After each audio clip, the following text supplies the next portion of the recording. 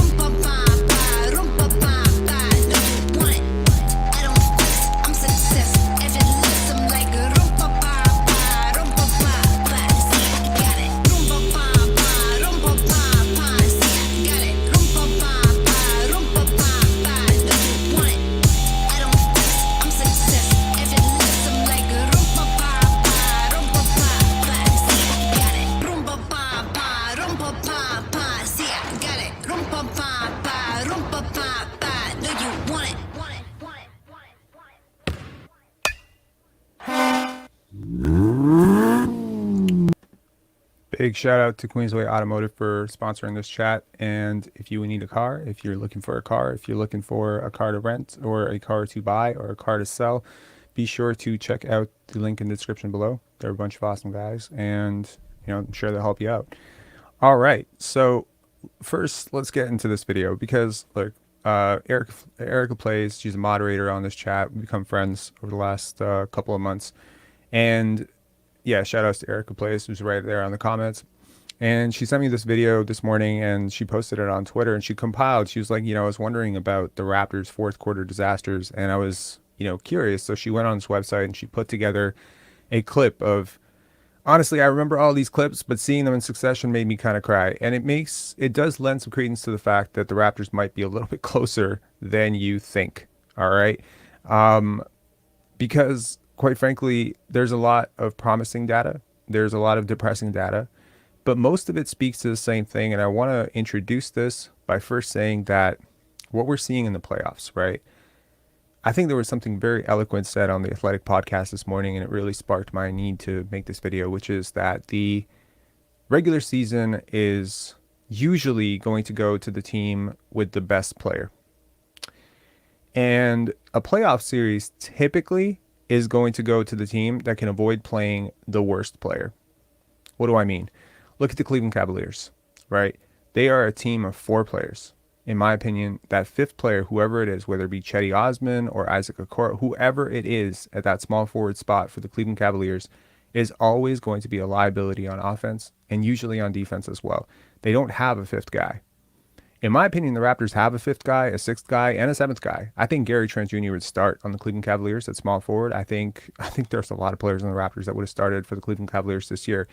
So yeah, you can always, talk about the gap between a Pascal Siakam and a Donovan Mitchell. You can talk about the gap between a Pascal Siakam and a Jason Tatum. But quite frankly, when you look at what has happened in the first round of the playoffs, you've seen the upsets.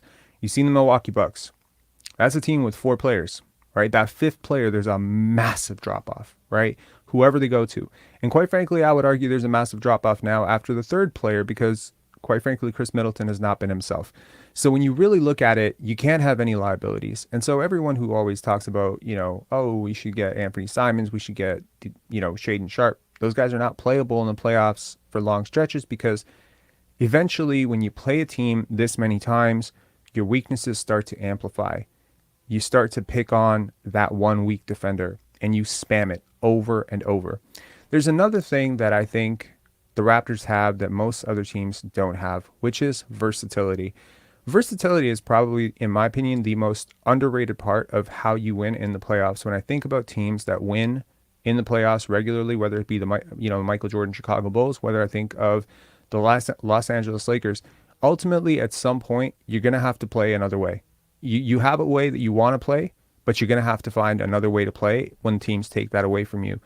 Obviously, during the regular season, you would love to just, put it into Shaq, right? You would love to put the ball in Kobe's hands or whatever. But game to game, series to series, teams are going to start to double team Shaq. Well, now you need to have that second guy. You need to have Kobe, who also requires a double team. You need to be able to push it in different directions. It's the same thing with the Warriors, right? You can play through Steph Curry. Absolutely. But when they start blitzing Steph Curry on those picks, you need a secondary creator like Draymond to alleviate some of the congestion of the offense.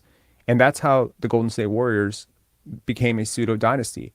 Quite frankly, look at the San Antonio Spurs. Who was the weak link on the San Antonio Spurs? Whatever iteration you're talking about, whether you're talking about the Sean Elliott iteration that won the first bunch of championships, whether you're talking about the Kawhi Leonard iteration that won the last bunch of championships, or whether you're talking about the Tim Duncan, Manu, Bruce Bowen, Tony Parker iteration. There were no weak links. You can't attack anybody. No one's that defensively compromised. And quite frankly, if there's a guy who's a little bit weaker on defense, you have a generational defender behind them. But they can also play different ways, right? We saw that with the Spurs. We saw that with the Lakers. We've seen that with the Mavericks. Quite frankly, every team that's won a championship has been able to go more than one way.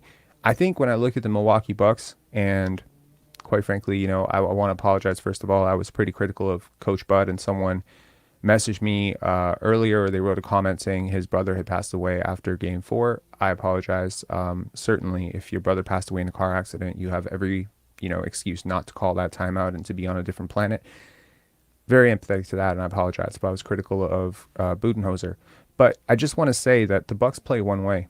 And then when they wanted to play another way, which is, typically what they've been able to do in the past, which is go to Middleton for a bucket, they weren't really able to do that because Chris Middleton's not really the same player.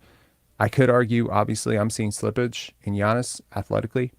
They may not be able to play that way as effectively as they used to be. His floater touch around the rim is not nearly as dominant as it used to be, not enough to completely compensate for the lack of free throws. So when I look at the Toronto Raptors, there was one question that came up with the Bucks over and over. Why didn't you double Jimmy? Why didn't you double Jimmy Butler? Why didn't you double Jimmy Butler? And at some point, you have to ask yourself, can you? Do you have the personnel to do it? Do you have the personnel to send the type of doubles at Jimmy Butler the way the Raptors could have with a Pascal and OG or a Scotty and OG? Do you have those types of defenders that can blitz quick and still cover the passing lanes, still have the time and length and quickness and awareness to actually recover back to their man when the guy passes out? Or is it just a scramble breakdown? Because I'm telling you, if you don't have the personnel to play like that, you can't play like that. You can't just, you can't blitz with Evan Mobley and Jared Allen the same way you can with OG and Pascal. Jared Allen and Evan Mobley, in theory, are great defenders. Brook Lopez and Giannis, in theory, are great defenders. Neither one of them are like really great on the perimeter. And so it's going to really compromise.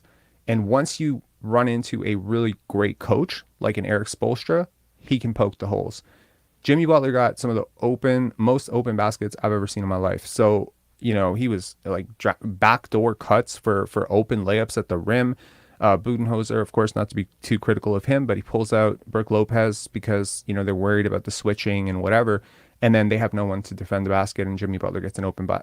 So when I look at how the Raptors have built up their roster, no weaknesses. They're trying to get no weaknesses on defense. I really like the philosophy of always going with plus defenders. So there's almost never anyone you can genuinely pick on.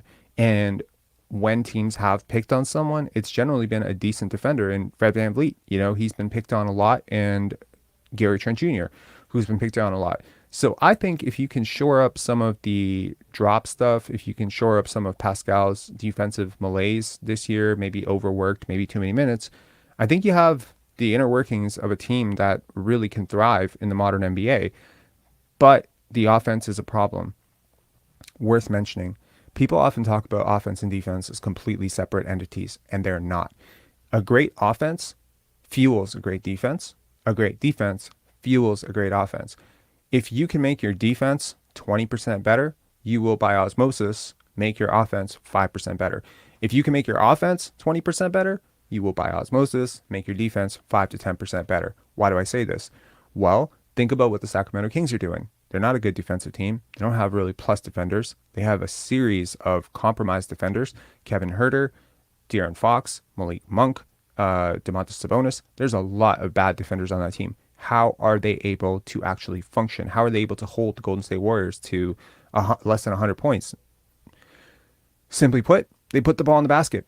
If you put the ball in the basket, if you consistently have an offense which makes sense, there's a structure to that offense, and it's predictable on a night-to-night basis where your shots are coming from, and they go in a lot, right? The types of shots you're going to take. You take a lot of long shots, you miss a lot of long shots, you get a lot of long rebounds, you get a lot of leak outs.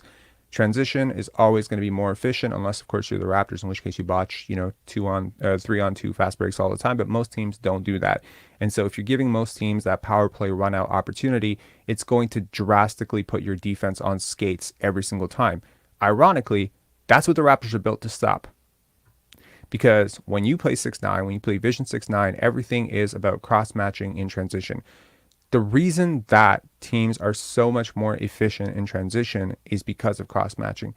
Because the odds of suddenly having a big sprint up the court and the only person back to guard him is like 6'2" suddenly goes up.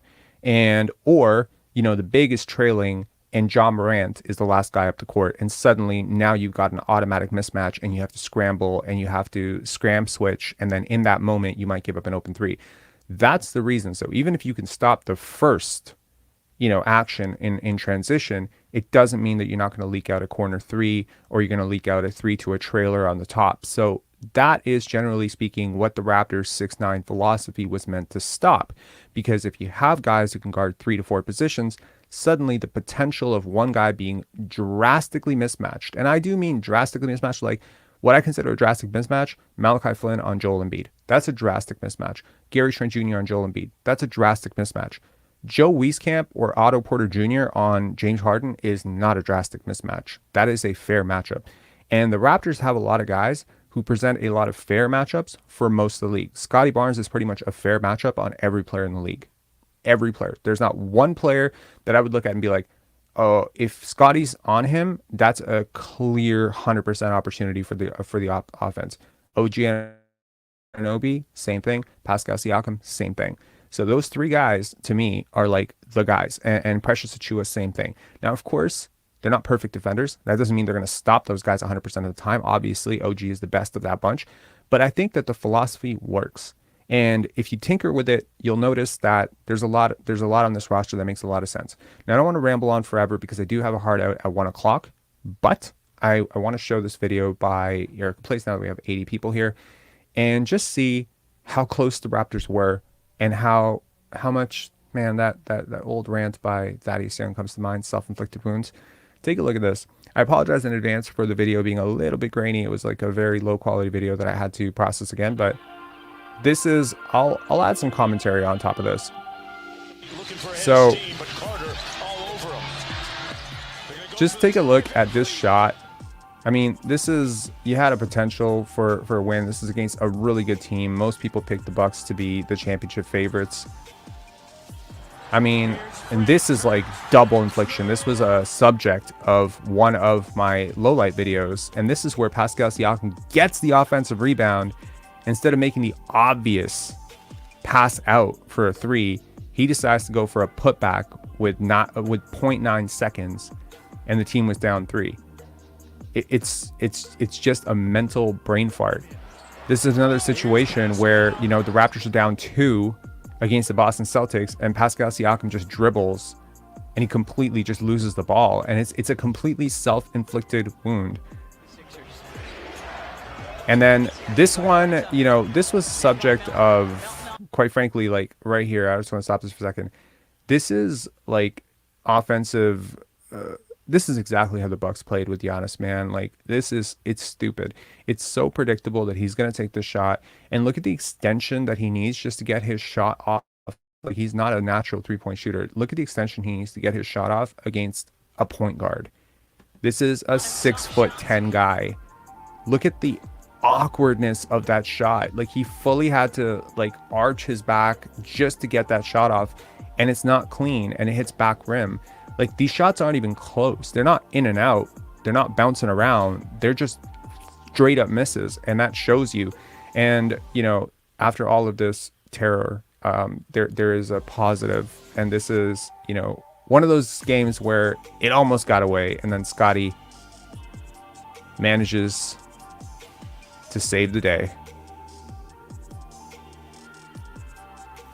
So I genuinely don't think that the Raptors are that far away.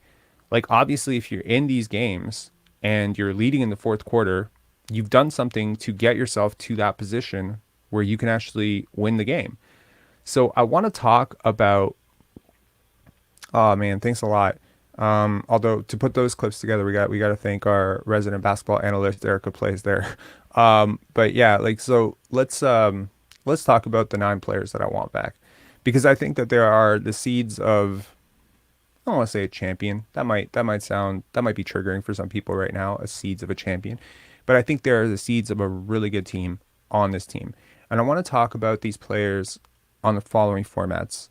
1, I want to talk about the season that they had, what they showed. And 2, I want to talk about the season I expect from the next year. And 3, I want to talk about what I think their eventual upside is. And I'll go through these pretty quickly, and hopefully we'll have time for at least one caller. As I mentioned, I do have a hard out at 1 p.m., so this cannot go long. But obviously the first player we're going to talk about is Scotty Barnes. Scotty, oh, there.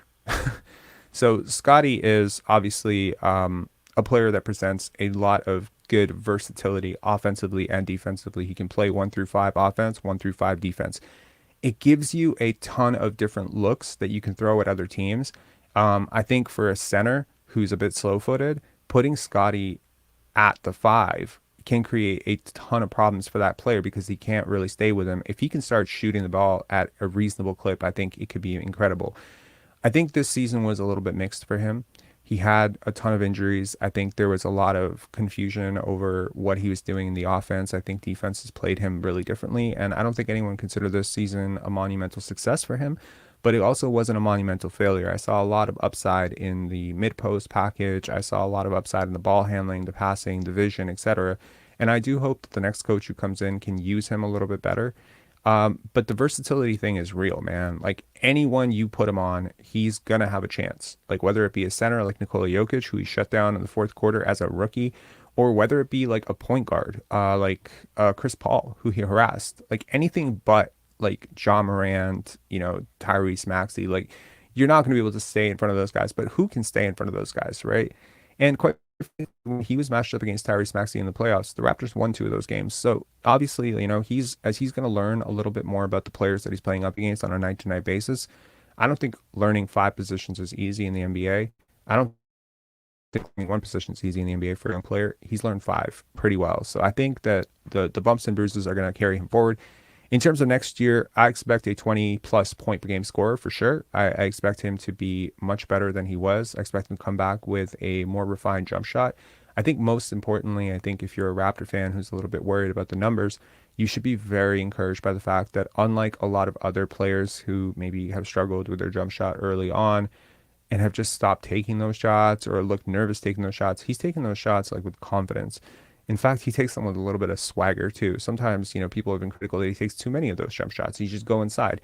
I completely disagree. For this guy to become the type of player that the Raptors want him to, eventually he's going to have to hit those shots at a pretty decent clip.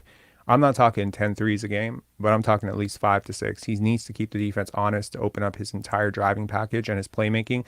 And once the shot starts going in, Teams are going to have to play him close. Once teams have to play him close, he's going to get past them. Once he gets past them, the playmaking takes another level. So it all works on a string for him, and I think the string is going to be unlocked with the shooting. In terms of upside, eventual, obviously, I see a superstar. I see an all NBA guy. I see a guy who in his prime will average 25, 26 points per game, 8 rebounds, 10 assists, that type of thing.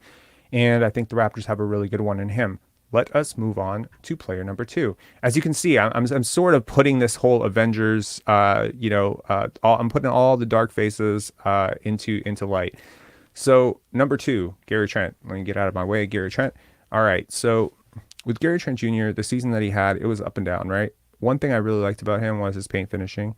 One thing I didn't like about him was his defense. He's obviously defensively compromised, and I wonder if another coach could make him try, because we've seen spurts of where he can be used competently on defense. Now, when we talk about bad defenders, let me give you an example of bad defenders. Tyrese Maxey, that's a bad defender. Anthony Simons, that's a bad defender. Trae Young, that's a bad defender. Gary Trent Jr. is a bad defender by Raptor terms. He is miles better than those guys defensively. He has certain advantages in terms of switchability and matchup positional versatility. I think he's just smart enough to stay with ones and twos. I think he's just trunky enough in the legs department, like heavy enough, bottom heavy enough to stay with some threes and some fours. Obviously, he's not going to be very effective at stopping anyone in the NBA until he just, I don't know, commits more to the defensive end. But I certainly don't think he's the type of player that can kill you in the playoffs because of his defense, if you have the right scheme and if you use him selectively. In terms of the season that he had, as I mentioned, I liked his paint finishing a lot more. I think his shooting versatility, his general vibe is good. His professionalism was really nice to see this year. I really like the fact that he was a real pro coming off the bench. I like that about him.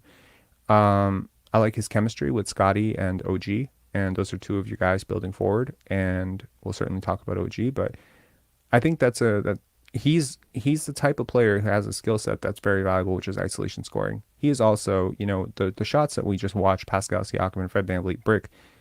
There's a very, very solid case to be made, and the data does back it up, that he had a much better shot of making all of those shots. Why he was not allowed to take those shots is just about politics, in my opinion.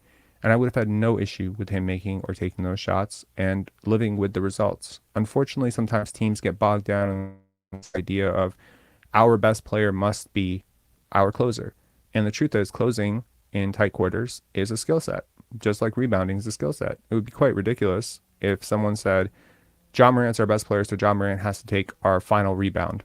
No, you put your best rebounder in. Well, Gary Trent Jr. is the best isolation scorer, in my opinion. And losing him would be tough because you look at a lot of teams that are getting bounced in the first round right now, and a lot of them, you could say, like the Milwaukee Bucks, could really use a guy like Gary Trent Jr., quite frankly.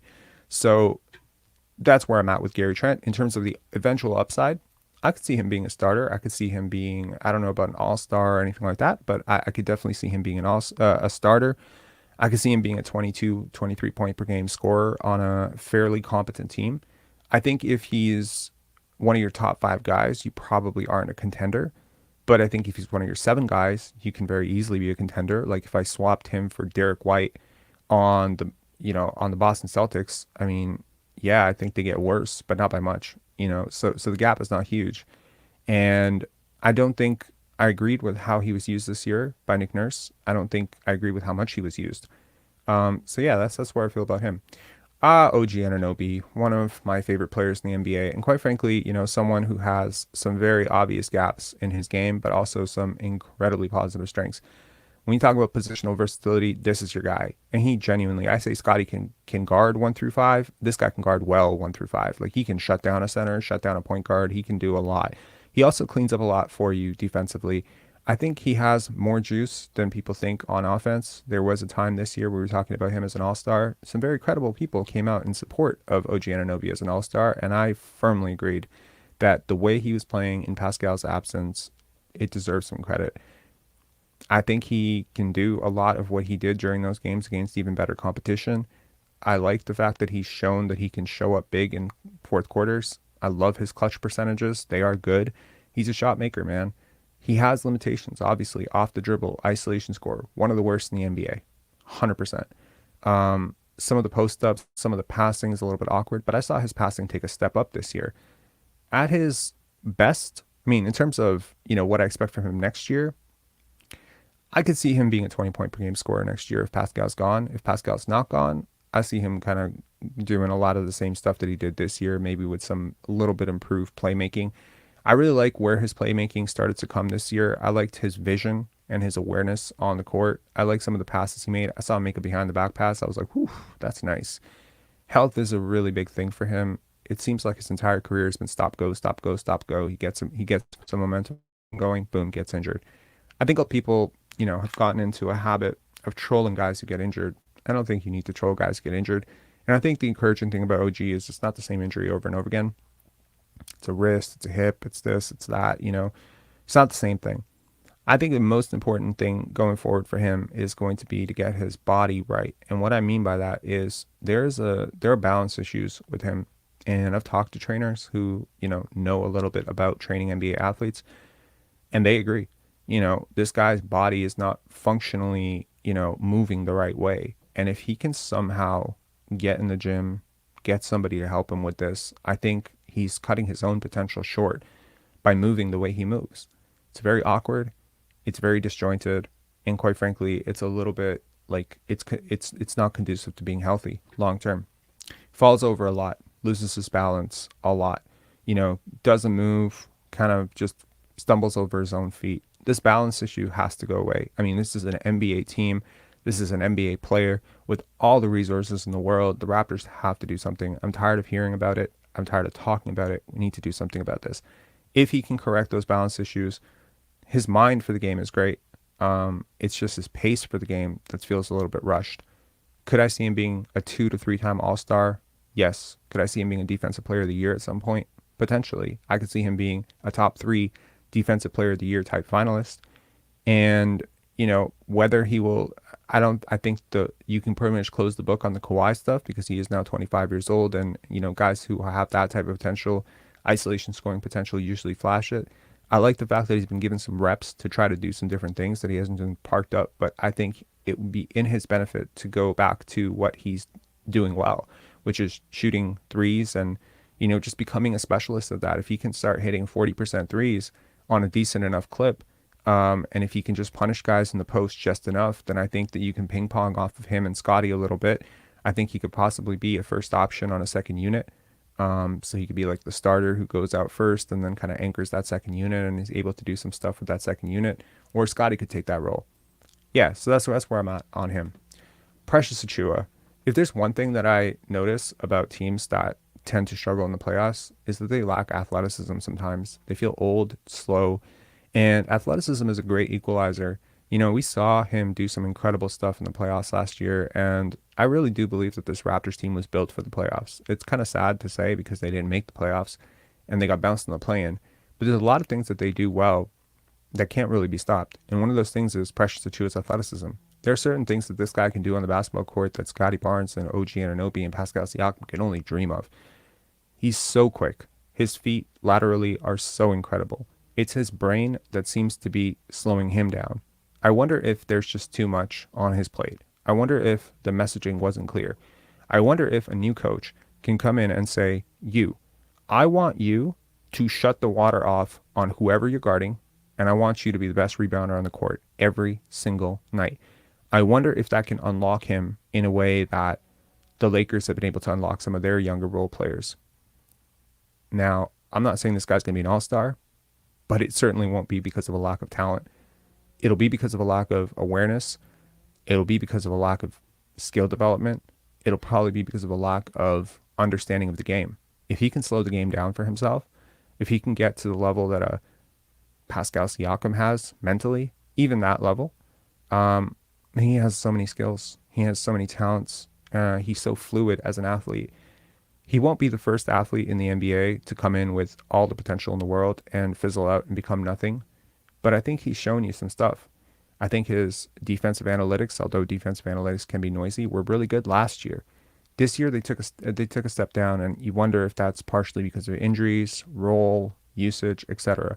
But we got a very encouraging stretch from him this year when he was starting right before the Jakob Poeltl trade. And he was playing so well that people were legitimately worried that the Raptors had 6 starters. And then they compounded the issue by getting a 7th starter in Jakob Poeltl, who immediately took his spot. And that was the end of that momentum. Seems like the Raptors did a lot of that this year. Some positive momentum builds in one direction, they squash it themselves. Self-inflicted wounds all the way through. Scotty's got it going, ball doesn't see him again.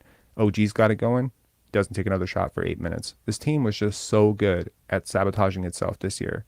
I think Precious Achiuwa is a bit of a casualty of that as well. I don't think that it's all on somebody else. He definitely needs to be better. He needs to take better shots. He needs to take more in-rhythm shots. He needs to make more shots. But we've seen shooting potential from Precious Achiuwa. The shot is not broken. There's no like massive hitch to it. It's not like a Giannis situation where his hands are simply too big to shoot it consistently over and over. There's nothing fundamentally off about his mechanics. He just didn't shoot it well. So I think another offseason, getting comfortable with that jumper, maybe jumpers that are more regulated, like it's something about offensive systems that makes players better shooters, which is that there's a predictable notion of where shots are going to come from on a night-to-night basis, on a game-to-game basis, right? When your system makes sense, everyone knows that's going to be a Precious 3, that's going to be a Pascal 3, that's going to be a Scotty corner 3, and so you can sort of plan accordingly. The Raptors, there was a lot of chop step unpredictability all across the board.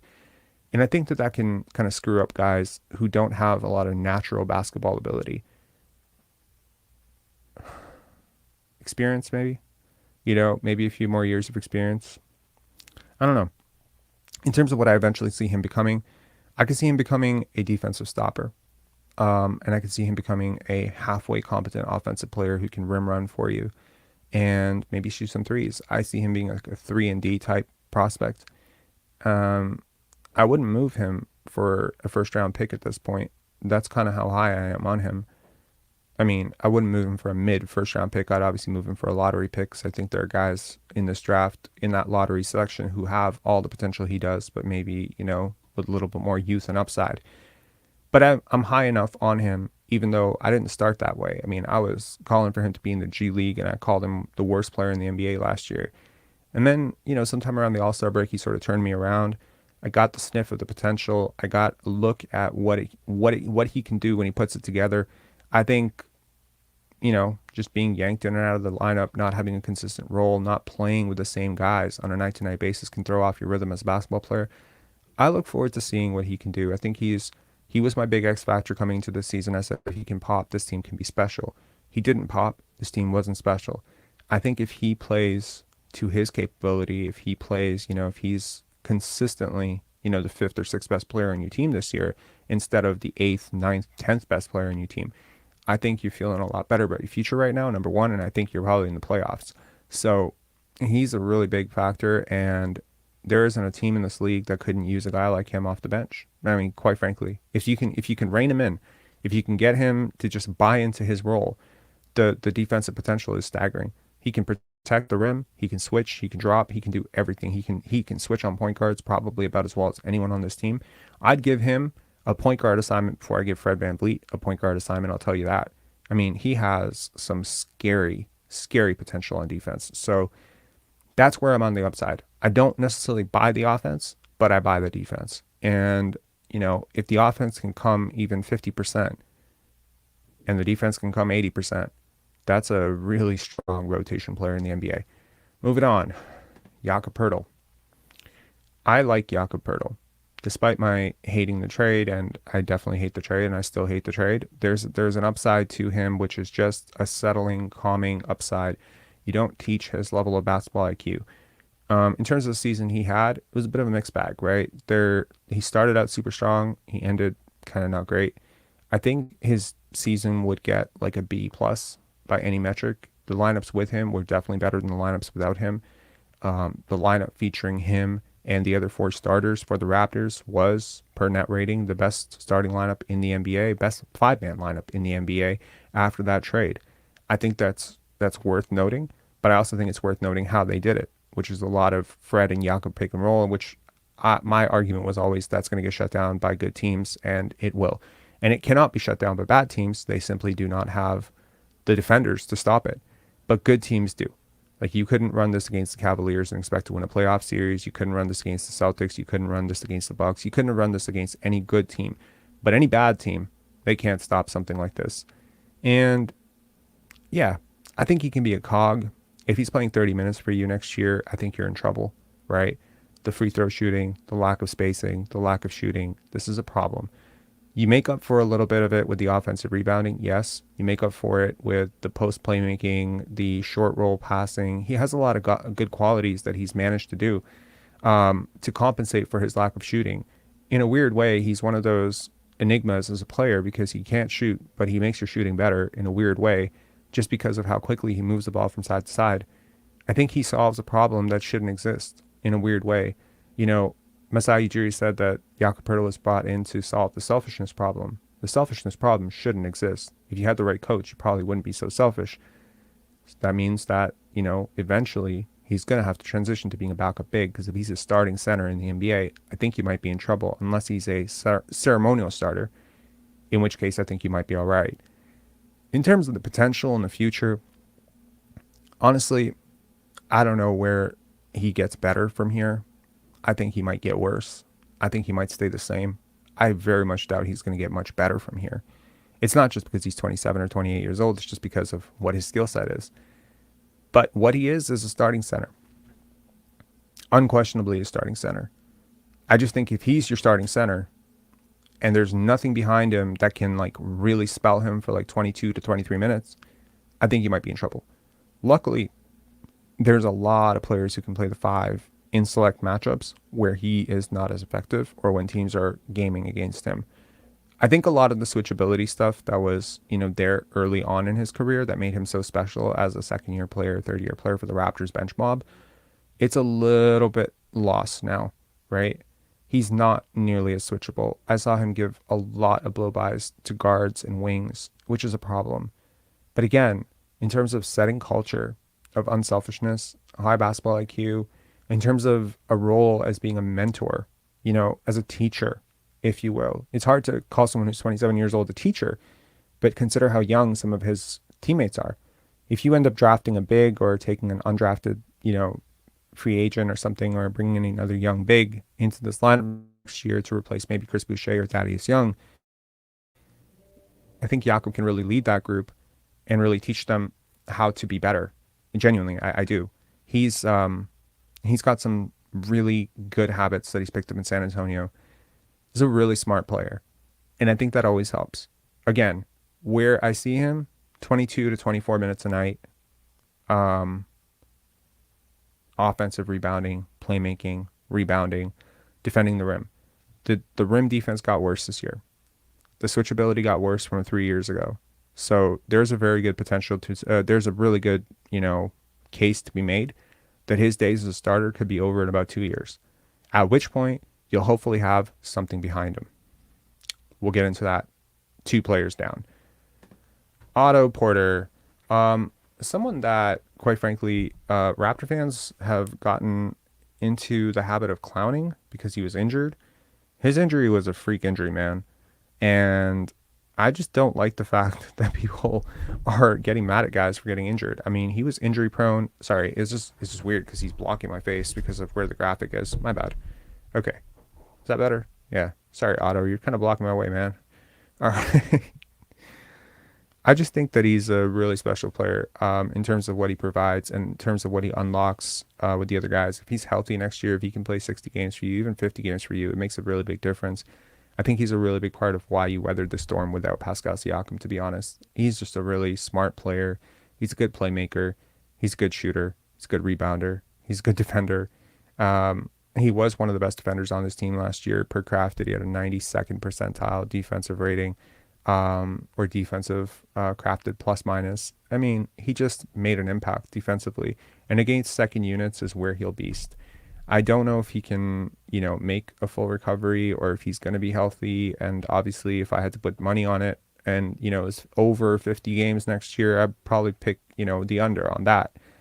But if he can play even 45 games for you, man, like just 8 is so bad. It's so much the disaster that you were not expecting when you signed him last year. I think if he plays 35 to 40 games for you, you make the playoffs very easily. That's the type of impact this guy had.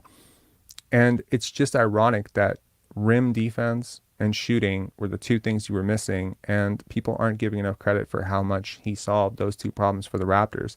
It's a big reason why you tread water without Pascal Siakam. Please consider he was coming off an injury in the 8 games that he actually played. The first 3 games were a wash. It's really those final 5 games that he played for you before his season ended, and really his season ended during the 5th game of that. So it's really 4 games. Like, you had such a small sample size to evaluate who he can be for you. But I really like him. He's one of my favorite players. He's been one of my favorite players in the NBA for a very long time. It's just because he doesn't take stupid shots. He's a coach's dream. Again, if he can stay on the court, he's exercised his player option. In terms of what he can be, I mean, like, he's older than 30 now. He's I had held out hope for a late career resurgence. He wouldn't be the first player in NBA history to have a lot of injuries in his 20s and then, be healthy relatively in his 30s. I mean, Grant Hill had a bit of a late career resurgence like that. But it hasn't happened yet. Will it happen next year? Let's hope. Let us hope. But I've got my fingers crossed that Otto Porter can make a full recovery because, again, a team with him is much better than a team without him. Joey Wieskamp. You thought I sold on him, right? You thought I sold on him because of some cold shooting to end the season and some meaningless games. I did not. I love what he provides. He's so athletic. He is like ridiculously athletic for a guy his size. The way he moves is very impressive. He's a movement shooter. He shot 46% in his final year at Iowa, and I buy that. I buy that. His shooting form is pure. I don't care how many shots he misses in the NBA, man. It's too small a sample size for me to judge it. CJ Miles talked about this once where he said, I would have a month where I shoot 20%. I'd have a month where I shoot 58%. In the month that I'm shooting 20%, they kill me. In the 1 month that I'm shooting 58%, they think I'm great. That's the problem with being a 3-point gunner who doesn't get a lot of minutes, is your percentages can be very misleading. I genuinely believe this guy's a 40 to 42% 3-point shooter who can provide good defense. He doesn't kill you on offense. He has holes. And obviously he has holes. He would not be available to you in the undrafted heap, or not the undrafted heap, but in the free market if he didn't have holes. He definitely has holes. I mean, his holes are scoring anywhere inside of the 3-point line. I don't know what it is. I don't know why he doesn't finish that well around the rim. I don't know why he doesn't finish that well from mid-range, but he needs to work on that. I mean, he's got a real opportunity here, and he's clinging on to his NBA life at this point because he's on his second team at this point, right? Teams are always going to give him a chance because obviously the shooting, the potential, the wingspan, the athleticism, etc. He has all the tools to be better than a Duncan Robinson. He has all the tools, right? Can he put it together consistently? Can he get a coach who can put him in systems or a system where he can be the 9th or 10th guy on this roster and just come off and be instant offense for you and just take 2, 3, 4 threes in quick succession and just give your offense a bit of a breathing room? Because look, who's he competing against? Who were the guys who were taking shots over him this year? Delano Banton, 25 to 26% 3-point shooter, right? Scotty Barnes, 28% 3-point shooter. OG Anunoby, I mean, OG was decent and Gary was decent, but Fred VanVleet, 33%. There's a lot of guys who, frankly, on this team took 3-pointers that weren't better 3-point shooters than Joe Wieskamp. And I just believe in his upside and his dedication to the game of basketball. He loves hoops. He loves basketball. This basketball is this guy's whole life. So I would trust someone who has the wingspan, the ability, the shooting touch. He's an underrated playmaker too, man. So again, this would not be the first time that the Raptors give up on a guy too soon. They've given up on a lot of guys too soon. They gave up on Terrence Davis, off-court issues notwithstanding, but they've given up a lot of young guys. I think this is a good one. I genuinely do. I think he's a good player. I looked into a lot of tape on him before I made that video on him. I think if he's, if he's the end of bench guy and he steps up for a guy who gets injured or whatever, I think hopefully with a coach that believes in him and a coach that can sort of motivate him, put him in a position to succeed, set up an offense that, look at a guy like Kevin Huerter right now. Kevin Huerter does not have the physical advantages of a Joe Wieskamp. Not just comparing these two guys because they're both white. I'm just saying he's a good player. Now, the prospect that I am probably the highest on, not among this group, but I'm just saying, like, of the players that you think are kind of fringy guys, this is the guy that I'm highest on. And that is Christian Koloko. Whether it be the G League this year, whether it be, I forgot to say, Joe Wieskamp eventual upside. 14 point per game scorer off the bench for a really good team somewhere down the line. Okay. I don't want to keep comparing the guy to like a whole bunch of white shooters in the past, but quite frankly, he actually compares not very well to white shooters at all. He has crazy wingspan, crazy athleticism. He's a positive defender. He breaks a lot of the molds of the typical white stiff that you're thinking about. Um, Christian Coloco. Christian Coloco is one of the worst finishers I've seen in a long time, especially when it comes to guys who regularly miss makeable shots against players who are way shorter than them. I don't understand why he missed all these shots. It's a weird thing. At one point, I was worried about his hands. I'm like, does he have bad hands? No. He catches all sorts of shots out of his radius. It's amazing. Is it a lack of concentration? Is it a lack of toughness? What the hell is it? Because some of these shots are inexcusable. Is it just touch? Is it hand-eye coordination? Is it vision? I have no idea. I know he wears glasses. It's so weird to see a guy who could easily dunk so many shots put up like little hook shots and get fouled. I think it's just, his balance, his coordination is very interesting. I think his switch ability is the most impressive thing for me. I talk about playing different ways in the playoffs. He can play different ways. He can play drop. He can play switch. I mean, I think you're in trouble if you're asking him to switch all the time, but I think he can switch a little bit for you. And his rim defense in the G League and the NBA was goddamn impressive, man. This guy shut down the most effective part of the floor. Most importantly, he can also trail out and he can also chase out to the three. I think that makes him a very unique prospect among center prospects in the NBA. Now, there were a lot of really good centers drafted in the NBA draft in 2022. There was Walker Kessler, obviously, Mark Williams, Jalen Duren, and then there was this guy. There was another two, Chet Holmgren. So there's like five guys in the 33 picks, the first 33 picks that have a chance to be starting centers, and I think this is one of them. His most impressive trait to me, apart from his shot blocking, is his passing. I think that his passing and vision is so far ahead of where you probably think it is or where you probably expect it to be. So a playmaker who can defend but doesn't score well, who has shooting touch, I see what the Raptors like about him. In terms of what I expect from him next year, I would like him to be the primary backup big next year to Jakob Poeltl. I would like him to get a lot of minutes behind Jakob Poeltl. I think I would like him to get stronger this offseason and obviously work on his jump shot. I think he can start, if he can start hitting that sort of mid-range jumper and a couple of corner threes, kind of like take on the Serge Ibaka role on offense a little bit more. If you can keep his role somewhat reduced, if he can work on his body, get a little bit stronger, right? He has the tools to be a very good player. He really does. In terms of upside, like eventual upside, Clint Capella with passing, a Draymond Green with height. I don't know. But I see like a Miles Turner type. Like, don't put it past the man. Like when Miles Turner was drafted, I mean, guys were still, teams were still taking bigs in the lottery.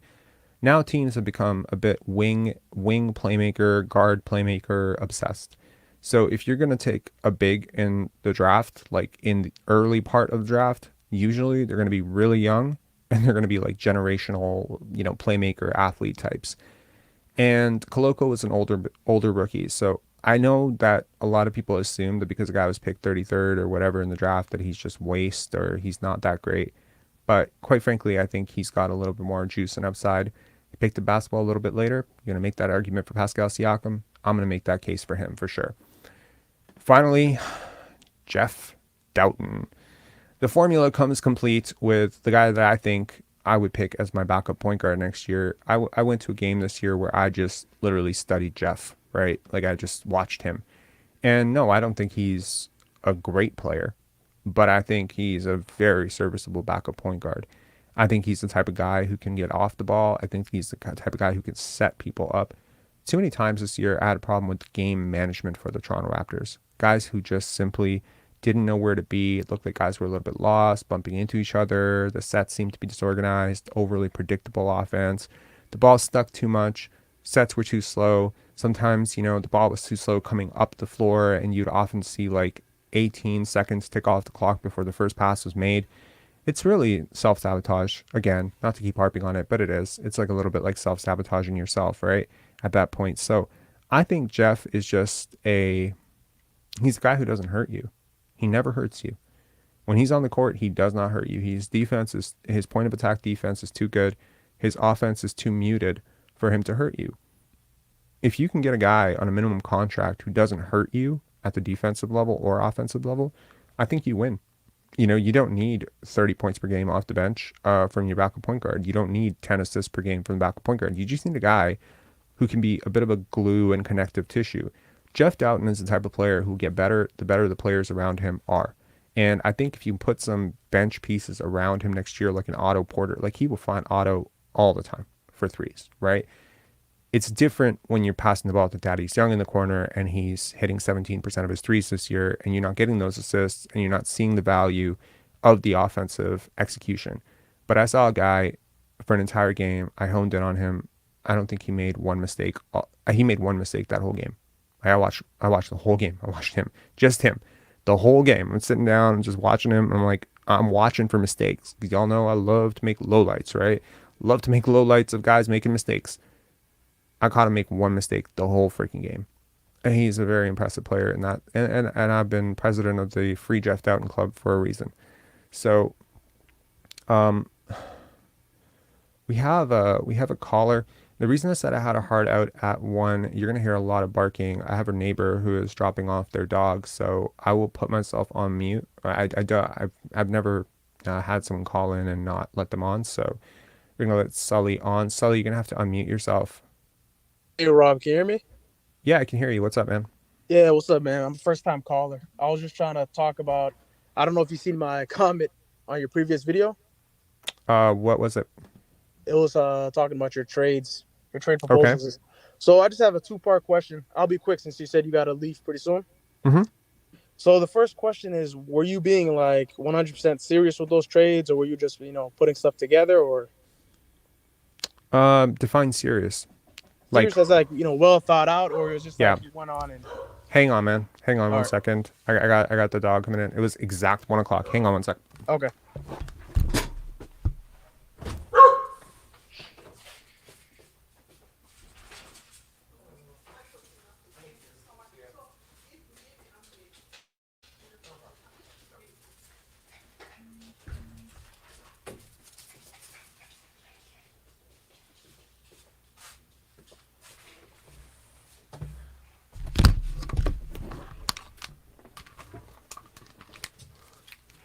Oh, that would be the first doggy break on the channel. Anyways, thanks for holding, man. No, it's all good. Okay. So yeah, so define serious. Like I would make them 100%? No.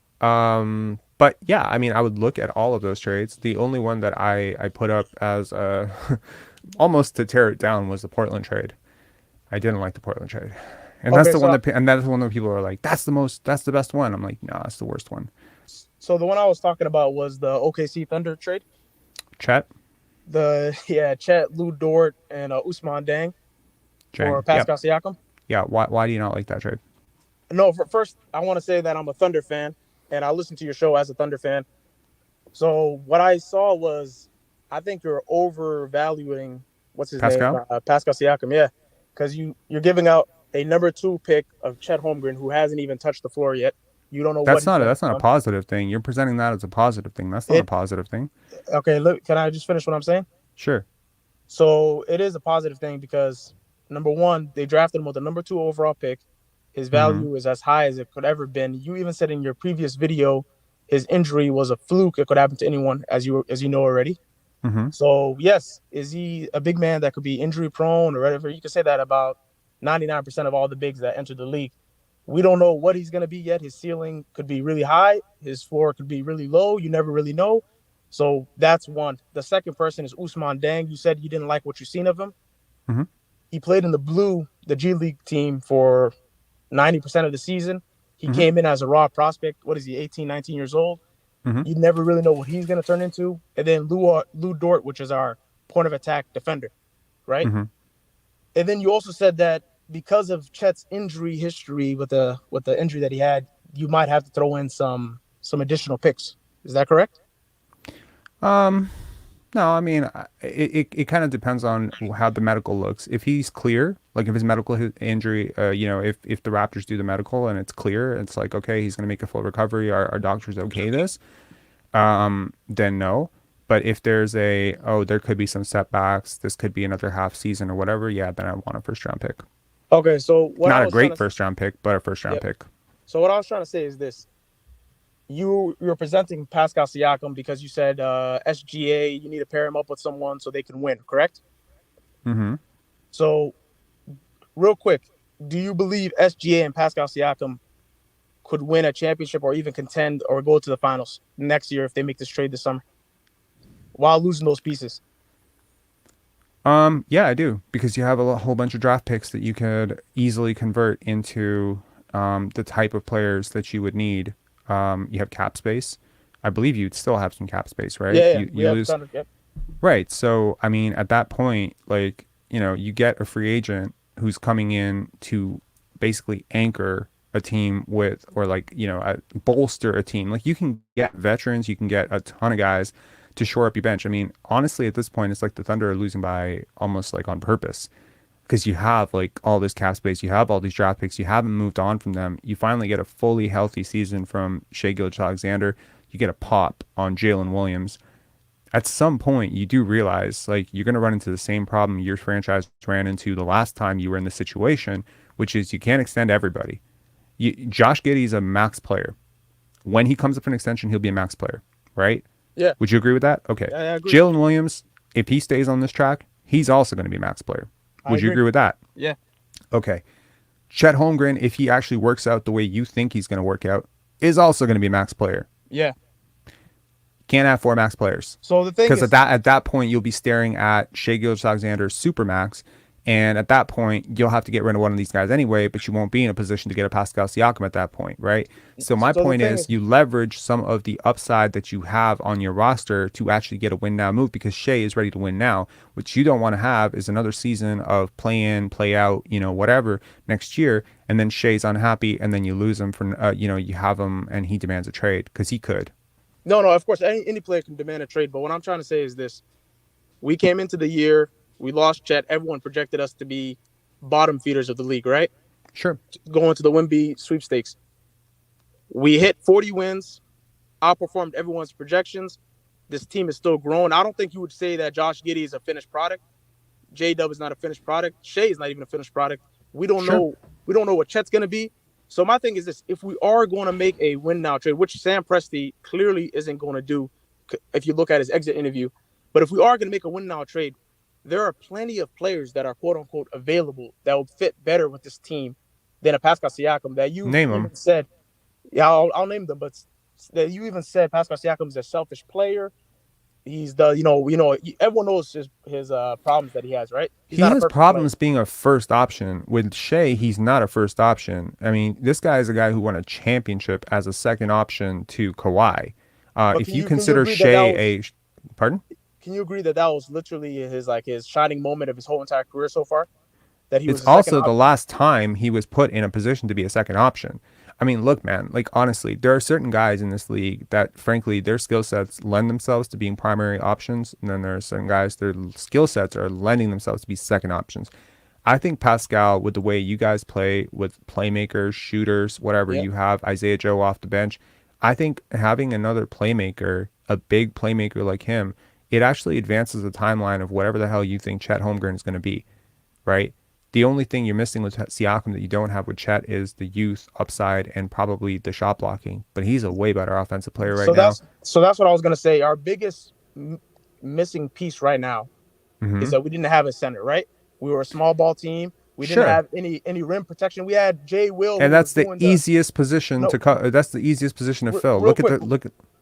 real quick. I'm sorry. Listen. So Jay Will was doing some of that by doing his charges, but it wasn't really any effect when it comes to actually blocking people at the rim and stuff like that. So Pascal Siakam, right? If we get him, I don't see us really even going into the Western Conference Finals next year. There's guys like Jaylen Brown who's potentially available. I believe the package that you put together will blow Boston away, giving up Chet, Lou Dort, and Usman Deng and whatever he said, some picks. Why would we trade that for Pascal Siakam, who's 29 years old, whose ceiling is way lower than Jaylen Brown. Would you agree with that? No. I Oh, think you they're don't. very comparable players. And I think the analytics would tell you that Pascal Siakam's actually a better player this year. It also would tell you that Jaylen Brown took more shots this year, that Jaylen Brown is a higher usage player, that Jaylen Brown is a worse defender. I mean, quite frankly, I mean, you want to pair Jaylen Brown and Shai Gilgeous-Alexander. I know what it looks like. And look, there's a sort of bias with Siakam because he's number one, he's not his household a name, right? Number two, he had the big bubble meltdown. Number three, he's been put in a position where he's just being forced to be this isolation scorer, which he's clearly not. Like if I, was in Nick Nurse's place, I could have easily generated 30 points per game for Siakam this year on easy sets. Instead, they chose to make him take the hardest shot diet of shots in the league, and teams were doubling him and stuff. They're not going to be able to do that with Shai, man. So you have a guy who can literally carry a second unit when Shai's not on the court. You have a guy who can, quite frankly, carry a first unit when Shai's not on the court. I mean, he put up 52 points in Madison Square Garden. You will probably realize if you're a listener of this channel that I'm not a huge Pascal Siakam fan. So Yeah, if I I'm was about to telling say, you, why wouldn't you want to keep him? Then and look, I am a Chet fan. Like I was a fan of Chet coming into the draft. Like I would have picked him second. I probably would have picked him over Paolo. So But you would here, say, so you would agree that it'll be selling on him too early, giving no, up a guy in Chet's capabilities who could be no. a top 10 player in the future if he hits his ceiling. You're selling on him too early, and then you're getting a guy who's 29 years old, man. I mean, this win now situation with Shai Gilgeous-Alexander, it really doesn't make any sense to me because he's 24 years old. He could demand a trade. He might not. I mean, Donovan Mitchell demand a trade. He could demand a trade next year. Anyone could demand it. Even Scotty Barnes could demand a trade a couple years down the line, right? Let's be real, okay? Yeah, no, I understand. Hang on one second.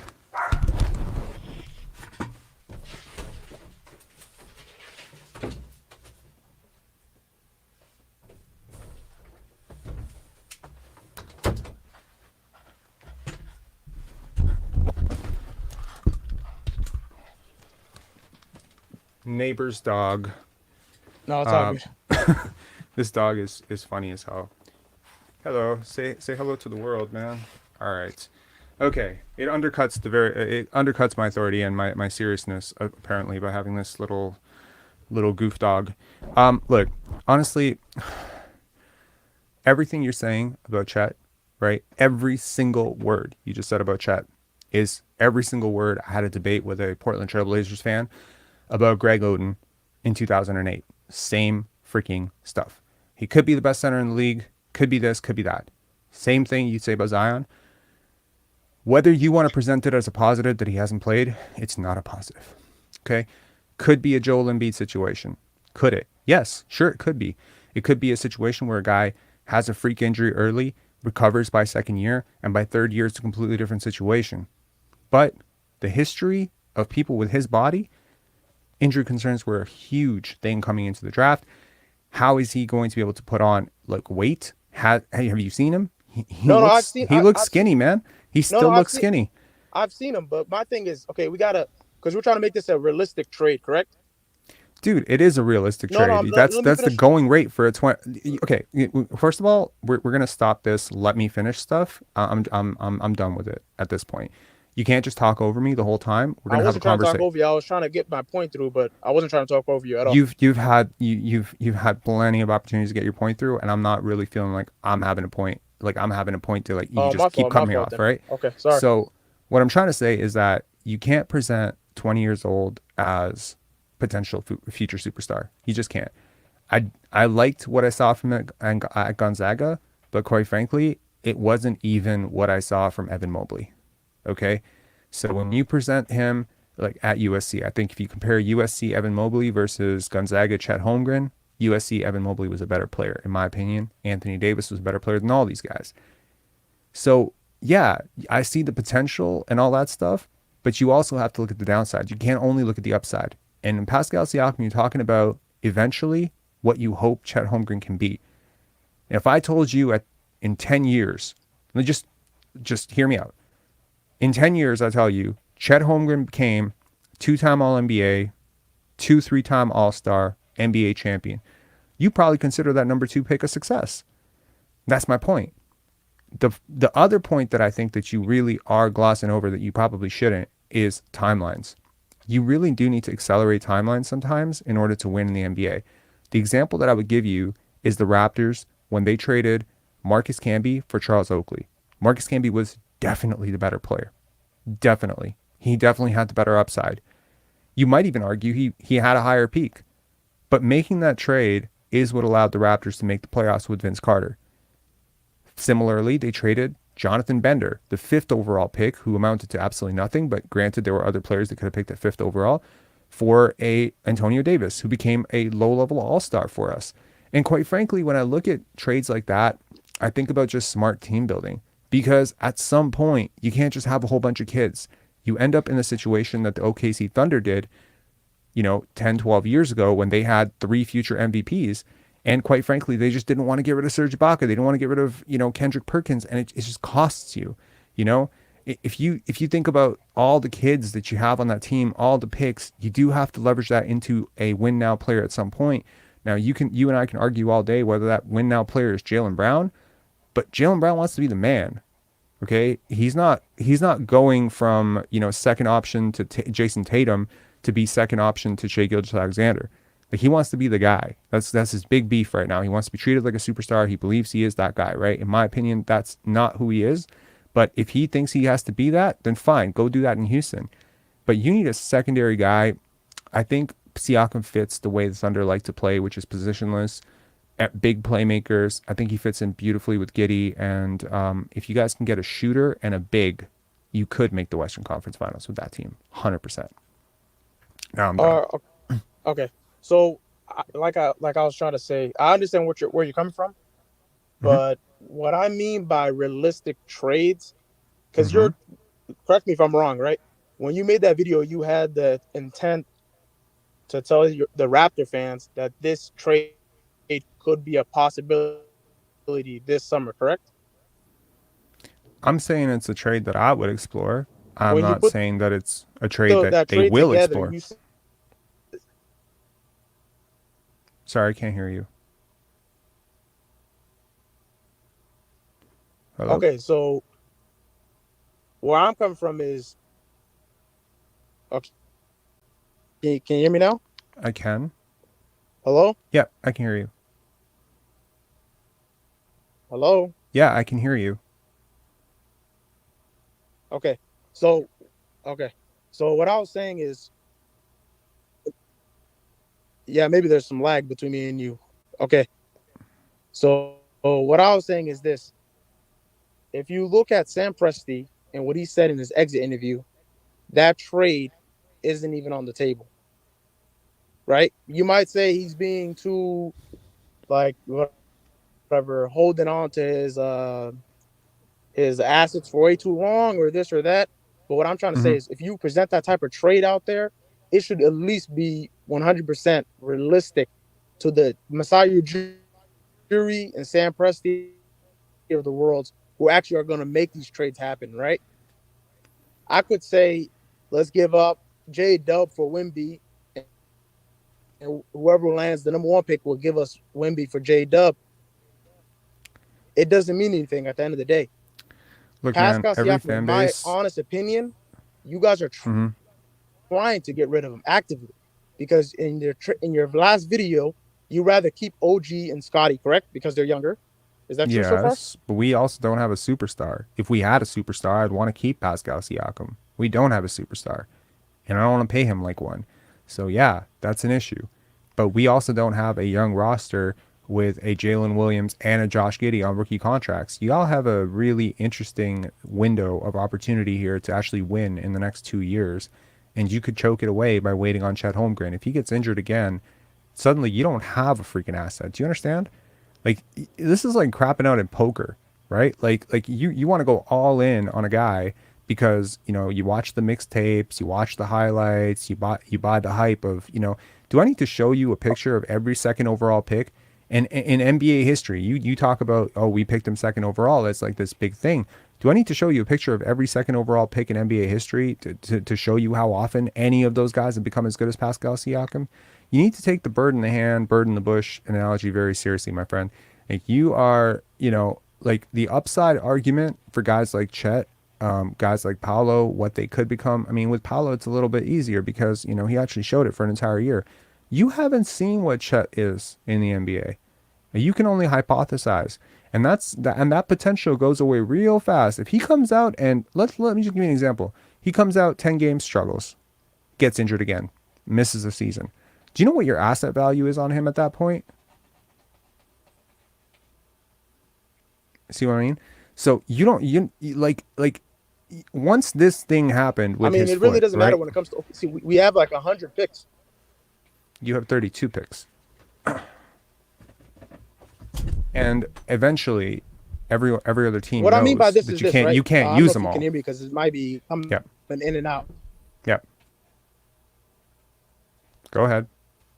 No, I agree. I agree with you when you say that. But here's the thing, right? Let's say we trade. Let's say we trade for Pascal Siakam this summer. Mm-hmm. Next summer rolls around, we don't win anything, as in when it comes to a championship, and Luka Doncic now wants out because he doesn't like his situation. Kyrie has already left. He tried it for one Great. year. Mm-hmm. They bought him out again, and Okay. now Luka Doncic is on the table, but we already gave up Chet Holmgren, Lou Dort, all these other picks for Pascal instead of Luka Doncic, which we could have I'm sorry. Are you under the basically impression that you will get overpaid for Luka Luka Doncic for Chet Holmgren? more than anyone else. Okay. But Dude, now to make the money work, yeah. we'd have to add guys like Josh Giddey and J Dub, stuff like that. So I'm just saying it doesn't make sense to do a win now trade for a guy like Pascal Siakam.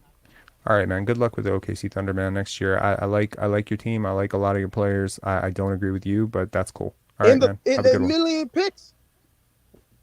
I don't care about your million picks. You have to use them at some point. You can't just win with a high school team. At some point, you actually have to put together a team. It's not very imaginative. I mean, you're preying on some dumbass rosters.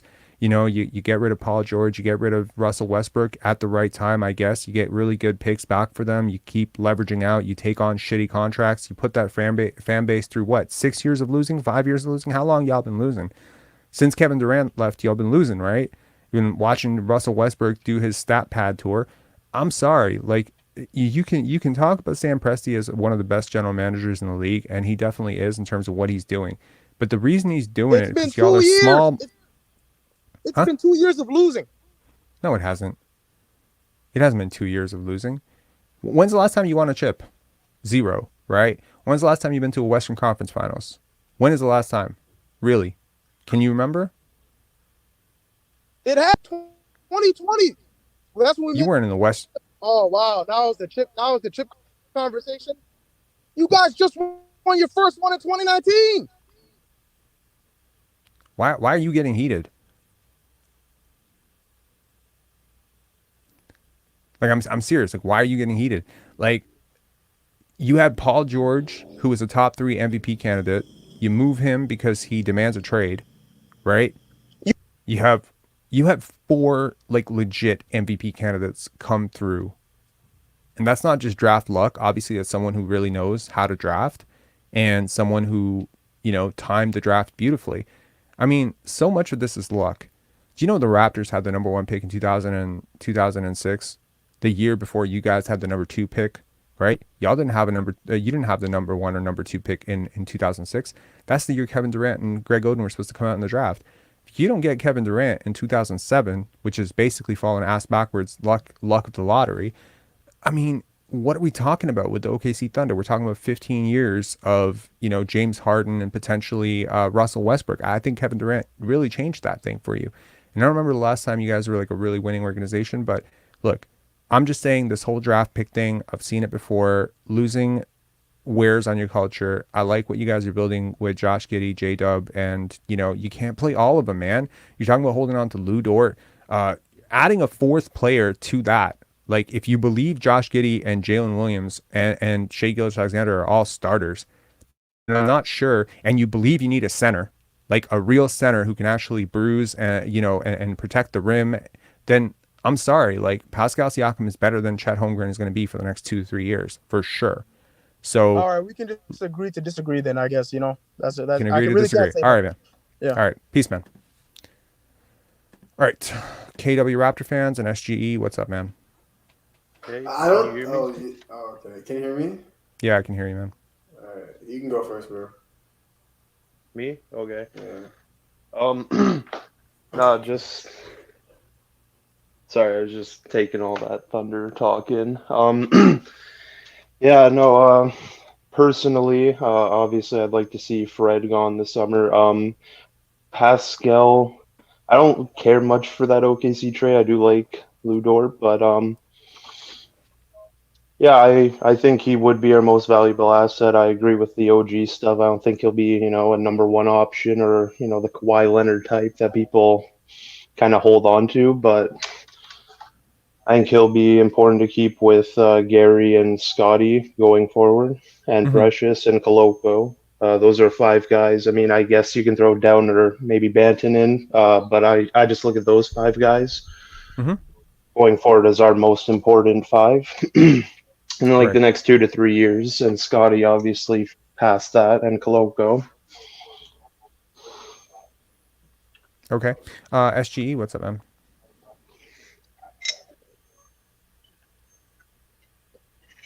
SGE? Oh, you're on mute. Hello. Yeah. Hey.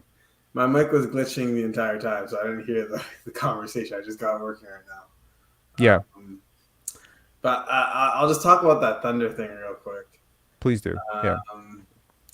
I don't think you're saying like that trade will happen, but it's just like an idea of what Siakam's worth on the market, what you can get from a team, maybe. So I don't think it's like so specific as like you kind of talking down on the like. No, History I just think like people need to be realistic about their picks. Like I mean, people get very very hype and excited about you know. This is a really funny comment here. He says after hearing the OKC fan, it gives insight of what tanking does to a fan base. No, well, okay. The thing is, I okay, get here's it. the thing. What's your take on tanking then? Because that's the real discussion. Well, I discussed it in the previous video, which has like very done very poorly so far, which was the live stream where I talked about the value of playoff experience and deep runs, and how it's very important, and how it can be one of the biggest recipes for future success. Like if I wanted to rate out like the 7 or 8 things you need to win a championship, I think playoff experience is one of those things, and you don't get that by tanking, right? You can get that by doing what the Boston Celtics did, which is trading for picks of teams that are tanking who idiotically give them up. you know? Okay, So you get the best of all worlds. You get Jason Tatum coming into a winning organization, Jaylen Brown coming into a winning organization. It's very difficult, however, to motivate people when they actively know that you're losing. Jalen Green did not have any illusion over the fact that his team was actively trying to lose for 3 years or 2 years and potentially another year. Shea Gilgeous-Alexander, I mean, granted, he took in all this. Look, there are different schools of thought on that, but I don't like tanking as a general philosophy. But if you're going to tank selectively, make sure the draft is a really good draft, and make sure you do it by sitting a guy, not trading a guy. Because, guys who just sit, they're still around the team and they're still winning players. Like if you sit David Robinson for a year and tank for Tim Duncan, David Robinson doesn't leave your team. You didn't just draft like a whole bunch of losers, trade away all your winners, and then bottom out. No, you bottomed out selectively, carefully, and you coached it. There's a way to tank for sure. And the way that the Detroit Pistons have, like just lose with youth, everyone fuck up, no offensive system. I don't like that.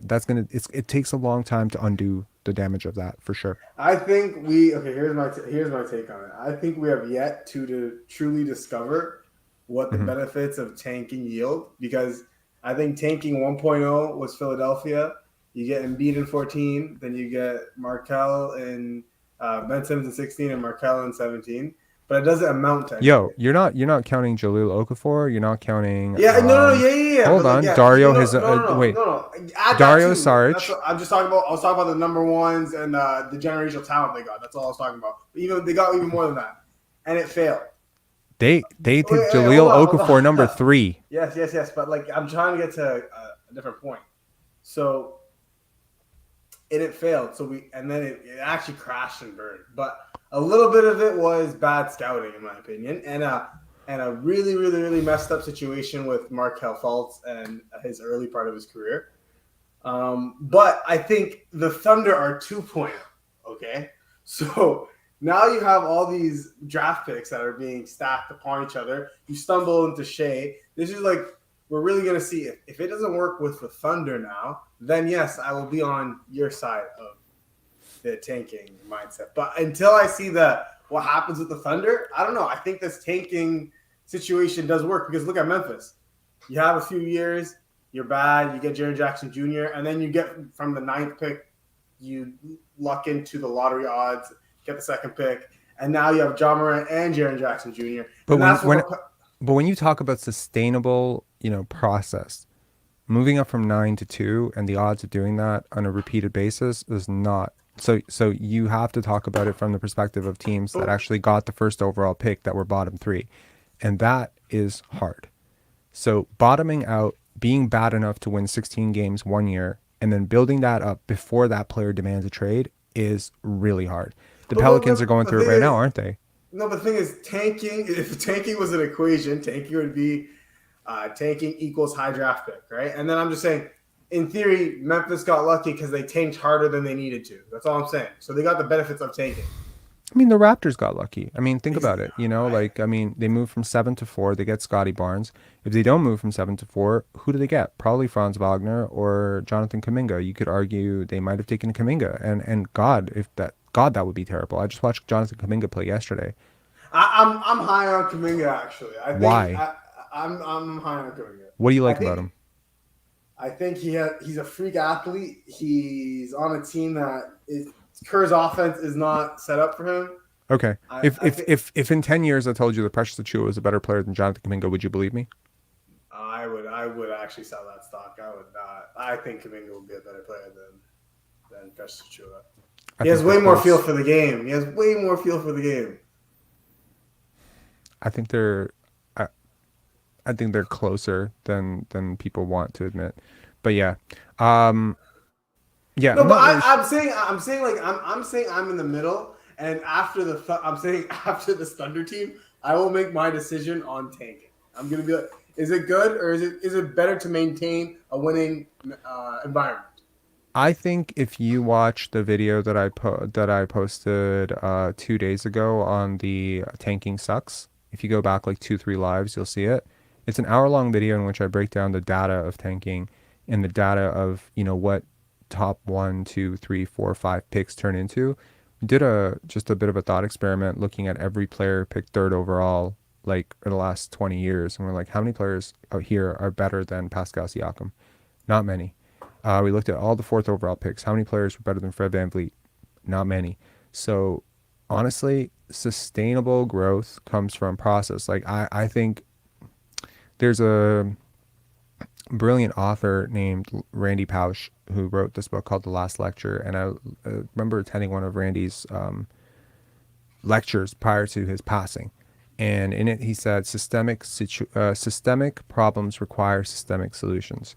Systemic solutions start with repeatable process, something that you can do over and over and expect some predictable amount of results.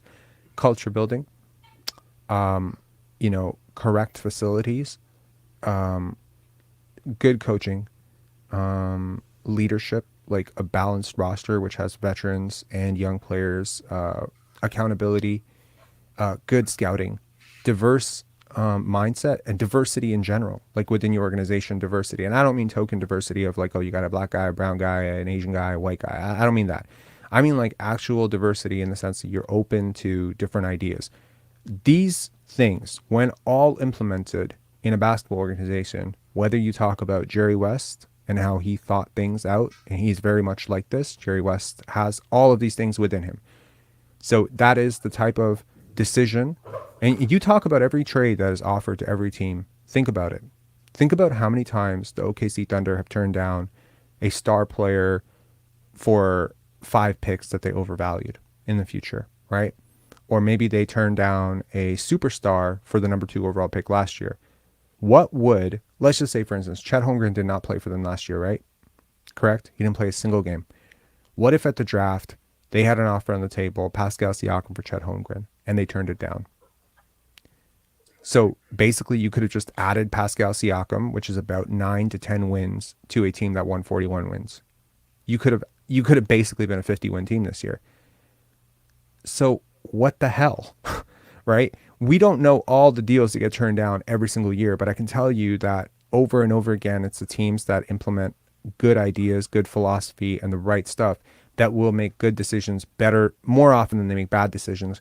And quite frankly, like a team like the Los Angeles Lakers making a trade for Vlade Divac for Kobe Bryant, like that trade was so deeply unpopular at the time, but it's like seeing what they saw in Kobe, having the nerve to make that trade, even though it was for a high school player, knowing it was going to impact them right now, but knowing what he would become, knowing what Divac would become. And they had so much nostalgia with Divac. They had gone to the finals with him as a starting center.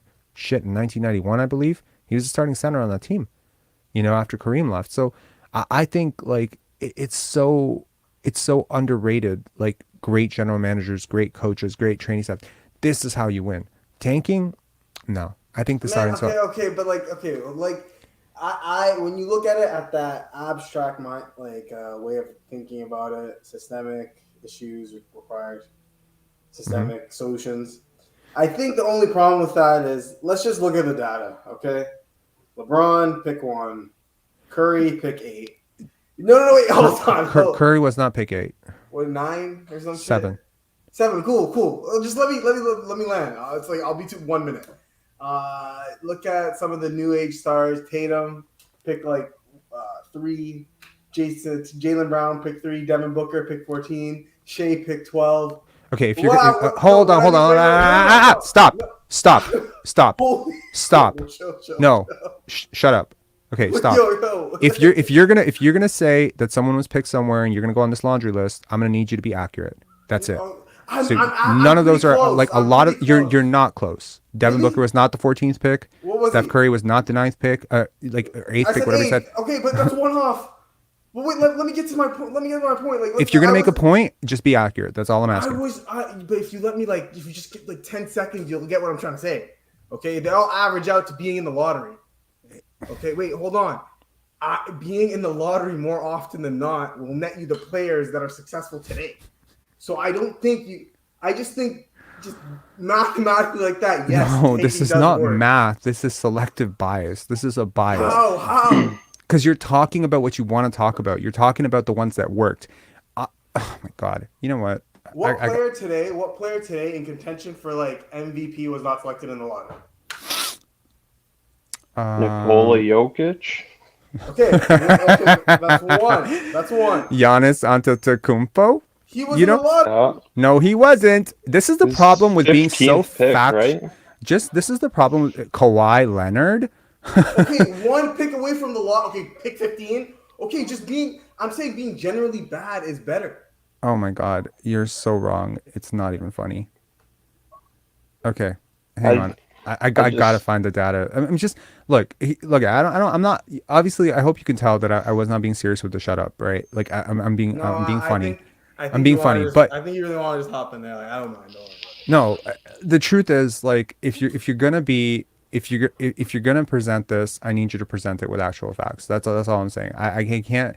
There's so much misinformation out there. I can't have misinformation coming from this channel. I don't think I have. Okay, honestly, I think you're being very, very, very specific. I think I'm trying to get to general points and Kawhi Leonard and Giannis being picked 15. If they're picked 15, I don't know. I don't remember exact picks. I'm not if I You're missing the point. The teams that got those players were good teams. Hold on. But okay, but Golden State when they got Curry, were they good? No.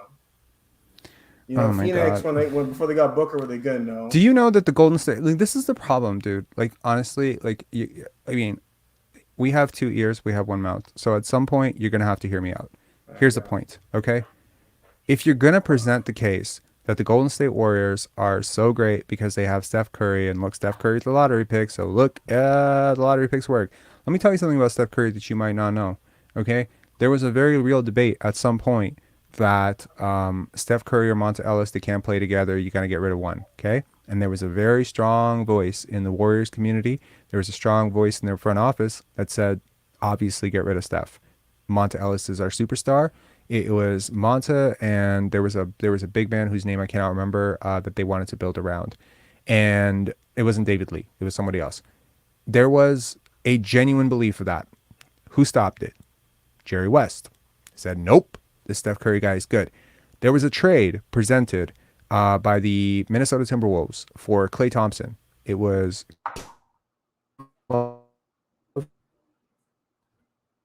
they promised for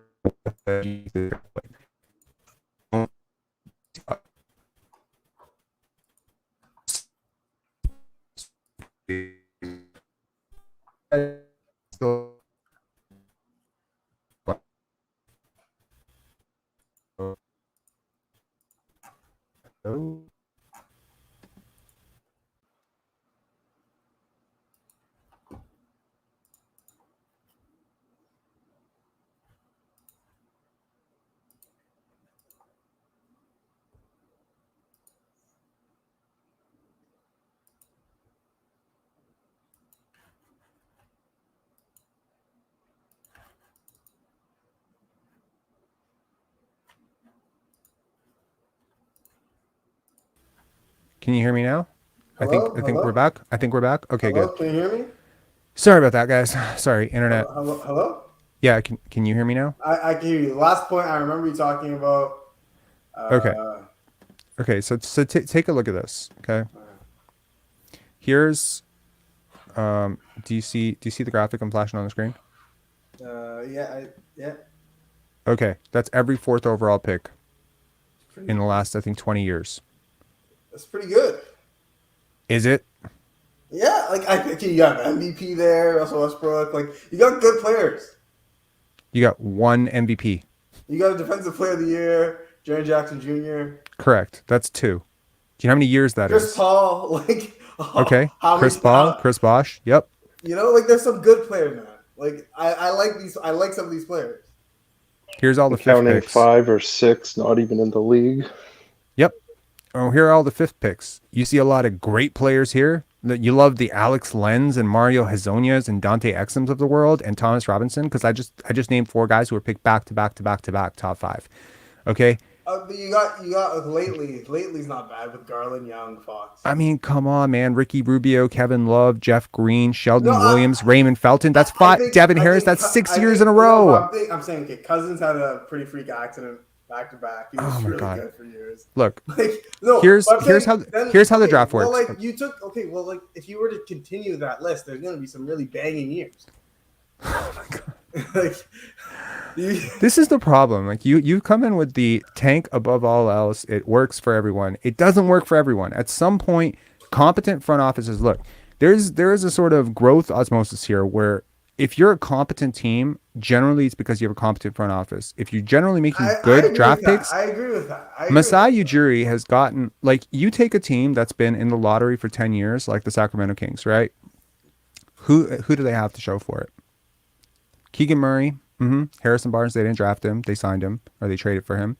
De'Aaron Fox, he worked out. The Davion Mitchell worked out. They picked Davion Mitchell over Franz Wagner, right? They traded Tyrese Halliburton, granted, for something good now, right? They picked Marvin Bagley over Luka Doncic, right? My point is, being bad does not guarantee you a good pick. At some point, you have to pick the right player, number one. Number two, you have to develop them, which, generally speaking, if you're a terrible team, why would you have a great coaching staff? Why would you have great trainers? Why would you have a great facility? If you're so terrible, you're going to be terrible for a reason, right? I think there's an argument you're making that I'm not. That's not the fence I'm on either. I think you do need somewhat of a competent structure around your organization. Yes, 100%. I'm not. We got Tank Commander on to bully me into why tanking is a great idea. Okay. No, Tank. but like I want to say this. I want to say this right before. I think what bothers me the most is I know Wemby's a generational talent, and around December, January, we could have won for him. What bothers me is that you think that 8% odds equal you're getting Wemby, because there's no way in hell you would have been 16. Like, you could not have been a 16-win team. Yeah, man, Portland took a dive. Did you see that? And, Was and they're not going to get him. Most likely, they're not going to get him. My point is, it was always going to be a long shot. Yes, I was with it. I'm with the tank. I freaking. This year was so Let me get my useless 2 cents in, that I please. wanted the chance. The chance is even better. The chance Okay. at Wembley is better. Tank Commander, what's up, man? Hey man, I just wanted to say I was just caught onto the live, and I see you guys your opinion on tanking, and you know how I feel about it. That's the tank commander. I feel like this team needs to pick a direction. Okay, do you believe? Okay, do you believe in Masai? Yeah, I do. You believe in Masai's skills of scouting, of Yeah. drafting, right? 100%. 100%. I think we all do. I think we're all in agreement, right? We're at an impasse. As the team, we're at an impasse. I would not say to tank if we never had a player like Scotty Barnes. We have a vision, and we have to go with it. Having Siakam and OG, I think this is the peak value they're ever going to be at. I understand that they're great players, but you need a bite at the apple. You need as many picks as possible to build around. Siakam and OG have played their part in this team. Where were they drafted? The 27th pick and the 23rd pick, right? Masai bang on hit for those undrafted players like Van Vliet. It's time to give Masai a chance to fully rebuild.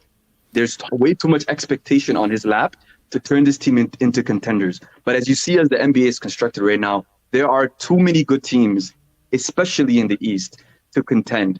If the Spurs can do it, I think we can do it. We can bite the apple and go in the tanking direction. You know, it's interesting that you presented that Scotty was the reason that you wanted to tank, because I think Scotty is the reason Masai didn't want to tank. So it's interesting that you both use the same exact player to arrive at the exact opposite conclusion.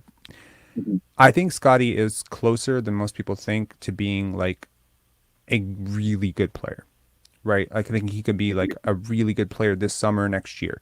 So at that point, if you have to develop an Oscar Thompson or an Anthony Black or a Cason Wallace or someone like that, someone who's not Victor Wembanyama, my entire thing of bottom out was honestly, you're close anyway right now. It's what do you have to lose, right? Just keep doing what you've been doing.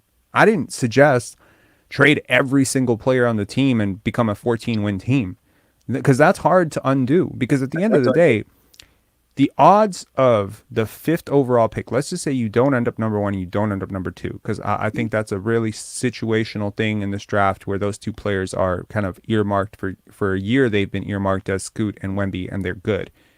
But let's just say you end up at 3, 4, 5, 6, or anyone but those two spots. Okay. Now you got a player who probably is 3 years away from helping you win as much as OG did this year. Maybe. I agree. And that's you got to put development resources into that. Now you're putting development resources into that, and that's when I say I was listening to Jordy Fernandez for the Sacramento Kings, and he had a really good point where he was talking to all the young players. He's talking to Keegan Murray, he's talking to all those guys, and he said, if you're willing to do something, we're willing to do it with you. If you're willing to work, we're willing to work with you. If you're going to help us, we're going to help you. That element of resources is so important. You have 1 or 2 guys who are in charge of player development. They can only work with 1 or 2 players at a time. And so these hours that you spend are resources. They're team resources. You buy time for these guys in the gym. You create facilities for them to work in. You have only 17 roster spots, which means that if you're not developing Joe Wieskamp, then you're developing somebody else. If you're not developing Justin Champagny, and too often the problem with tanking teams is they put in all the wrong resources into developing the wrong guys, or they put in the right resources into developing the right guys, and then the right guy says, fuck off, I'm done. And then they leave. And then based off Masai's history, drafting and developing, like imagine what he can do. And I feel like we have to give him a chance and see what can blossom from this, honestly. It's because it's like he's had chances of developing players. Let's see him do it again when there's no pressure of contending, of winning a title, of all of this that MLSE puts over his head. You know what I mean? I feel like this is the opportunity. We had the MLSE. Who does the winning? Who propels the winning mindset in the Raptors organization? Who is it? Is it really MLSE or is it Masai? Look, I think a little bit of both. I think it's both. I think Tank Commander is right because look, Masai tried to bottom out in 2013 when he traded Kyle Lowry, when he This tried part, to trade basically, Kyle yeah. Lowry, Yeah. when he traded Rudy Gay. They were trying to bottom out. They were like, okay, like Really? we're gonna Wow. He made his choice in 2013, and it just happened to yeah, he back. tried to trade Kyle Lowry, was gonna trade DeMar DeRozan. It was over. Like that entire group was gonna get disbanded, and he was gonna start from scratch, maybe fire the coach. Do you feel like he's And trying to flip that again, like where he wants to stake a little bit in the middle and just see what happens, or because I doesn't Well, sound like a if we were trash, what picks would we have gotten? I mean, 2014 was I believe that was the Wiggins year. You love Giannis. That was also the Giannis year, wasn't it? Giannis was 2013, 2013. 2013 was the Giannis year. No, 2000, yeah, Giannis was 2013. Bruno Yeah. Caboclo was 2014, right? With that Giannis, yeah. Yeah. Wow. Brazil. He's still 2 years away from being 2 years away, man. Yeah, but he Okay. had a pretty not bad summer league though. If you watch, it was kind of crazy. Yeah. Anyway, so I think there might be some pressure from MLSE going to the Raptors front office to like they're making so much money right now, right? Yep. Are they? Market- How? Wait, I heard that, and I'm like, how are they making money? I thought they were stingy because they wanted home games for the play-in. So that's conflicting mindsets. If they have I mean, that much money. they have made so much money by raising ticket prices like 15-20% every single year, man. Like they have been like, do you remember what Raptor games used to cost to go to? You remember Sprite Zone, bro? Tell me how much. Sprite Tell me how Zone, much. bro. $15. I remember those good old days, man. God damn it. And now everything is so expensive with this team, and it's because they won a championship. They have a different status, right? get it. And they have to they can't lose all of it, right? They have to still maintain look, we're still a championship organization. This is just a part of Toronto sports. This is how it always goes. It's probably a big reason why they just kept holding on to Nick Nurse. They didn't want to let him go either until he kind of made it clear that he was willing to move on too. And it's probably a big reason why Fred and Pascal might be back. But and you know, maybe the entire thing changes if OG Anunoby actually played during that championship run and, you know, made some really big shots and he had some big moments that people could anchor in. But the truth is there's so many people who tuned into the Raptors for the first time when Kawhi was here. 100%. And Kawhi left. You can't lose everything. So they bring back Mark and Serge and Kyle. Then they lose Mark and Serge. Then they lose Kyle. Then they lose Norm. Mark and Serge were done though. That's the only thing. They were done. Yeah. I understand, but the identification and the phasing out process, it's like you have a TV show, You gotta give right? Masai credit for that. He saw that these guys are cooked. I'm not going to give them long contracts. Okay, You know, what could you have traded them for in 2020, right before? Probably like a late first round pick or a future pick or something. I certainly think there's a Really? contender Okay. out there who would have happily given up something for Serge, but at the end of the day, the Raptors have always tried to do well by players. I mentioned this in yesterday's live that they probably had an offer for Fred VanVleet at the deadline. Everyone quotes the Terrence Mann, Grayson Allen offers. They're like, oh my God, that's what he was worth. That's what he was worth for teams that he was willing to go to, that they were willing to send him to. Were they willing to send him to Charlotte? Were they willing to send him to a team where he wouldn't start? Were they willing to send him to a team that definitely would not pay? So, well, that's my point. It's like if you're limited to we can only send them to 4 different teams and 2 of them aren't interested, well then yeah, the 2 offers you're gonna get might be shit. You know, if you actually were willing to just get him to the highest bidder, maybe you could have gotten a pick for him at the draft. Maybe or last year. You know, maybe you could have gotten a mid first round pick for him last year. You know, I'm just saying like. You know, it would have been fine. Like I would have been fine moving off of him. My point is, I don't think you want to bottom out in the sense that you don't want to be what the Houston Rockets were. You don't want to be what the Detroit Pistons were, because that shit is depressing. It draws in a bunch of delusion from the fans. It reprioritizes like all the good stuff. Like I understand losing if, you know, you had a season like this one where Siakam goes out early, Barnes isn't right physically, you know, Fred's not right physically to start the year, you lose Otto for the year, he's such a huge part of what you're trying to do, and then by the mid-season deadline, like you have a real shot to bottom out to maybe 4th, 5th, you know, from the bottom, and then at least you have a chance at Wembanyama. I watched some team. Okay, here's my thing. I have 2 things to say. First, I'll throw you a question. I have to understand this.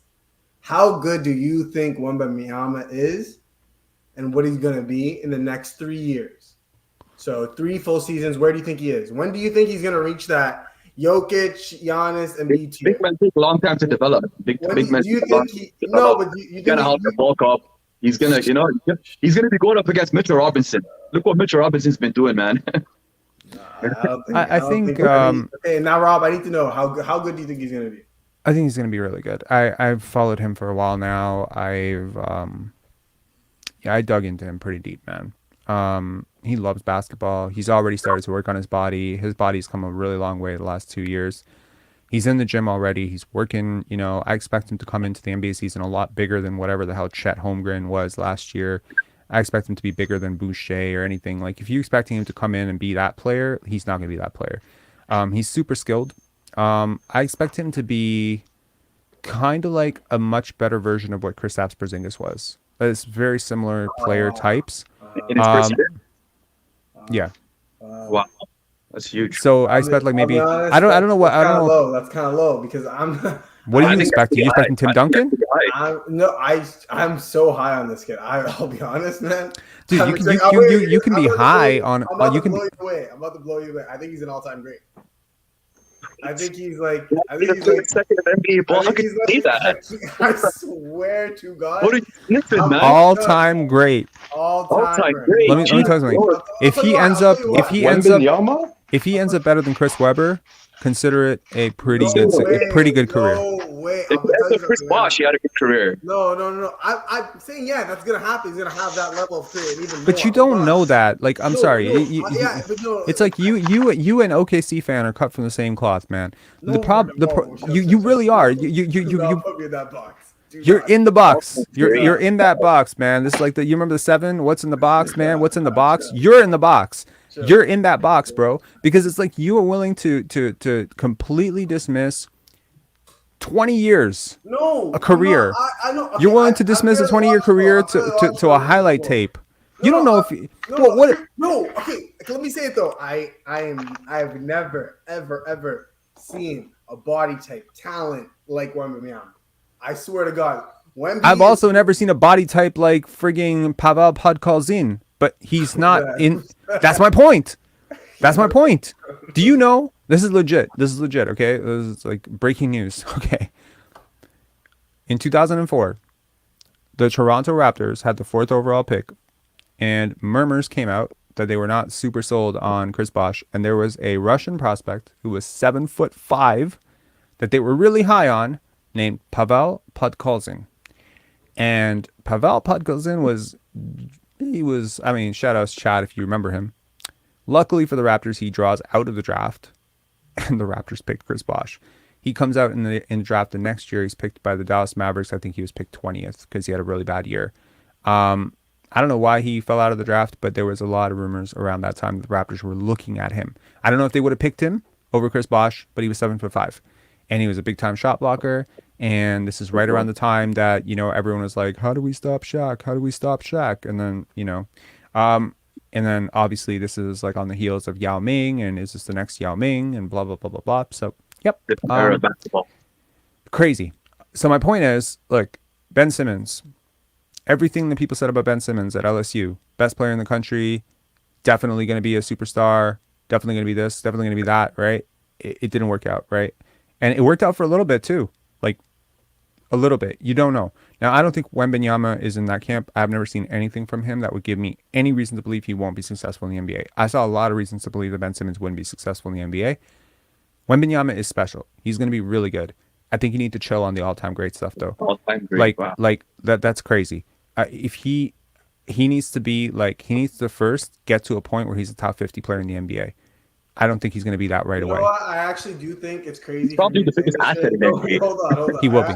I genuinely, you know what? I could see like me being this far out, calling him all-timer is bothering you guys, but I'm willing to say that is the type. I just feel it, and if I feel it, I'm just speaking from where I appreciate where you're coming from, and you're not the only person, and you know who agrees with you? Kevin O'Connor definitely agrees with you.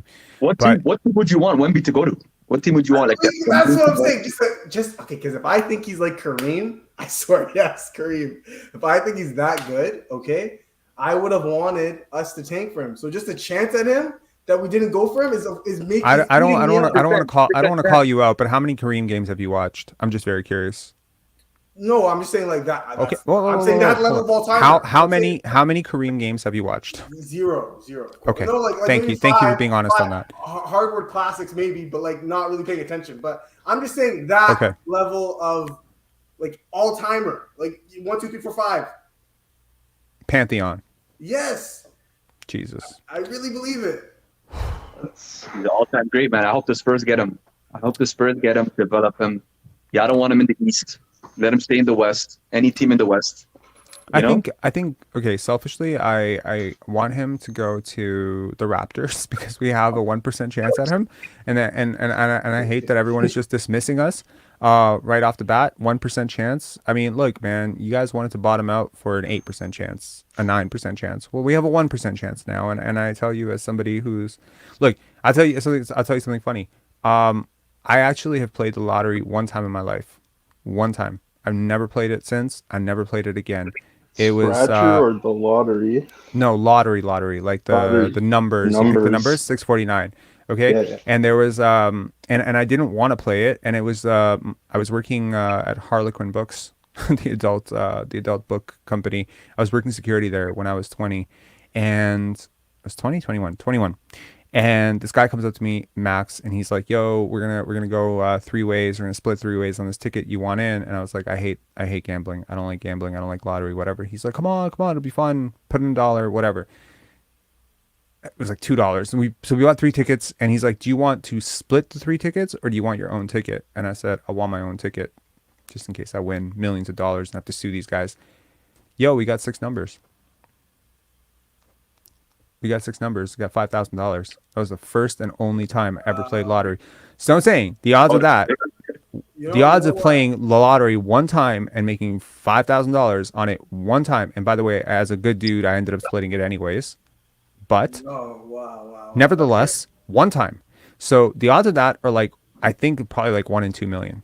So just want to say 1 in 2 million, 1 in 100. I think we can do it. Like Same let thing my Same thing happened to me. First round pick.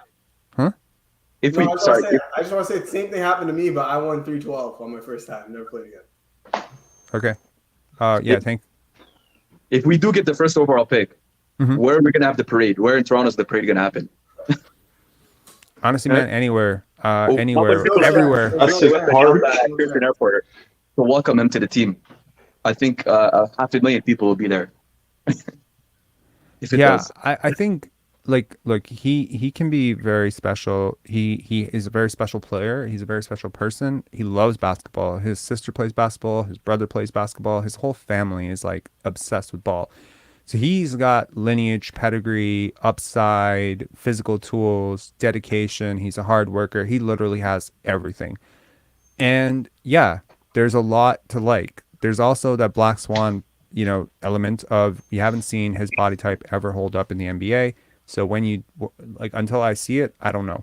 7'4", 7'5", going up against, European athletes or whatever in Europe or whatever, but I don't buy the whole it's going to be the typical big man stuff because he moves like a guard. Yeah, that's what I'm saying too. I don't think he's like some center that. What's scary? That's where a big man moving like that. It's hard on the knees, man. Hard on the feet, But a guard, but like he's not like the reason that, like when you look at a big man walk, right? You can see the injury. Yeah. You can literally see the injury happening as they're walking. They're like destroying their bodies just by existing. When you look at a guy like Shaquille O'Neal, even when you look at heavy guys, like when I used to watch Zion Williamson walk, I'm like, there's no way this guy can be healthy. It's all about the gait, right? Now, I don't want to talk about something that I'm not qualified to talk about, but I did a lot of research into the gait of a Derrick Rose. Like the way Derrick Rose moved as a basketball player, it was an injury waiting to happen all the time. Yeah. One player that I really liked the way he moved, Michael Jordan. So fluid, no hitch. Everything was just fluid. Everything's flowing, right? His legs, arms, everything's loose. That is required to be an injury-free athlete. When I look at a guy like OG Anunoby, when I look at a guy like that, Victor Wembanyama has more in common with Michael Jordan in terms of how he moves, like the fluidness, than he does with an OG Anunoby in terms of the rigidness, boxedness, whatever. And so I think that's the reason why I believe like he'll be relatively injury free. Then it just remains to be seen if he can sustain potentially the beating that he's going to take. Because, I watched Kenny Lofton fuck this guy up. And Kenny Lofton just went undrafted. I like Kenny. Do you like Kenny Lofton though? Love him. I was talking about him all pre-draft. I love him. fair, okay. So, look, I like him, but there's plenty of guys that are as strong, if not kind of like of that body type of Kenny Lofton. So, I mean, not quite his body type, but, could a Scotty Barnes put an elbow into a Victor Wembanyama to create space? For sure. He's going to have to bulk up. He's got a lot of work to do. His shot's kind of shaky sometimes. His playmaking is all right. Athleticism is off the chart. Shot blocking, movement, etc. He can shut down entire sides of the court. I see the upside too. All-time great. Pause on the all-time great. Yo, okay. Before that goes into out there into the ether, I need to repackage it a little bit. All-time great, like top 30. Like maybe I was a little in the moment there. But definitely like Dominique Wilkins wherever he ranks, or I don't know. Where's Giannis right now in the all-time rankings? Like he's that good. No, I disagree. Anyways, thank you for calling in, man, and thank you for the Victor Wembanyama hype parade and making Raptor fans really sad that we didn't tank. All right, man. Peace. KW Raptor fans, any final thoughts? Yeah, just with regards to the Wembanyama stuff, I watched a lot of Chet Holmgren last year, and I really didn't care for him. I thought his game was very mechanical at times, and he was getting pushed around even in college basketball, especially deeper into the NCAA tournament. With Wembanyama, is he playing professional basketball? Yes. Yeah, and I just think that's like a huge thing, a huge advantage over a guy like Holmgren, for example, is just that kind of physicality playing against grown men. I feel like Luka Doncic, for example, definitely is a guy that benefited from that level Luka of play. was a really rare situation because he played really high-level European competition when he was as early as 16. He was playing in the EuroLeague, so that's different. There's different divisions in Europe, so playing pro and for him a farm like Darko Milicic did, and playing home for Partizan Belgrade, which is, something like what Ivica Velešković did. Like, it is completely different situations, like different divisions, different competition, whatever. So I think just because you're playing pro doesn't necessarily mean that you're playing above competition NCAA. Like, I think there are definitely some pro divisions in the world that have worse competition than NCAA. Especially also like the NCAA, like you have to look at that as a split cup. Like, are you playing in the Big Ten? Are you playing, are you playing like a soft schedule? Yeah, if you're not in the Power 5 conferences, it's so like questionable for sure. Gonzaga doesn't have the hardest schedule. No, they don't. And they were blowing teams out by like 30 as well during the season. It wasn't fun to watch. Exactly. So it's really difficult to gauge. Like, if you look at a prospect, like for instance, yesterday I had a most fascinating, one of the people who messaged me on Instagram, he had written a comment in this chat and he talked about Imani Bates. Do you know anything about Imani Bates, man? I do not. Sorry. Okay, so Imani Bates is one of the most hyped prospects a couple of years ago. High school mixtape legend, went to Memphis a year early, I believe. 6'10", negative wingspan, but an elite kind of shot creator, maker. Looks really smooth with the basketball, really fluid. Never met a shot he didn't like. A lot of people were really high on him because they hadn't really seen a 6'10" shooting guard before, and big time.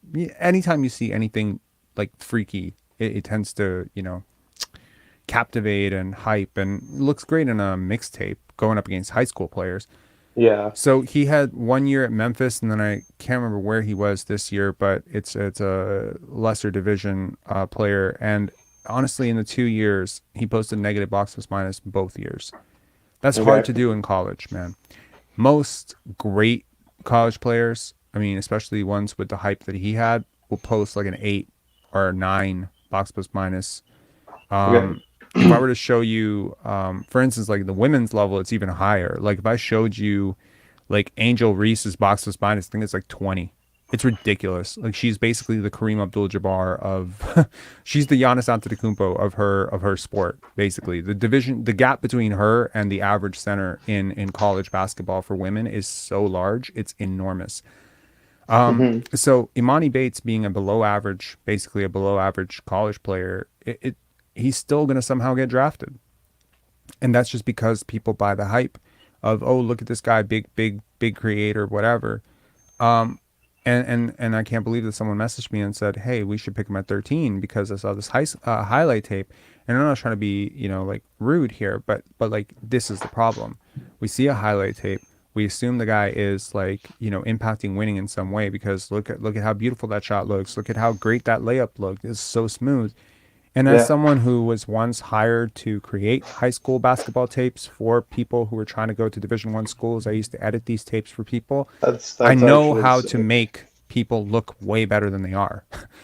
Yeah. I once, had a guy, he was from Vancouver, and he was like being offered like all these D2 scholarships, and he wanted to get, a scholarship into a D1, and he needed a package mixed or whatever. And then so basically I'm asked to put, his dad sent me 18 games worth of tape on him. And he said, can you put a 1 minute package together? Yeah, I made this guy look like, I made this guy look like freaking Peja Stojakovic. Yeah, I made him look amazing. He looks so great. That's not who he is though. That's 1 minute out of, you got to watch people play.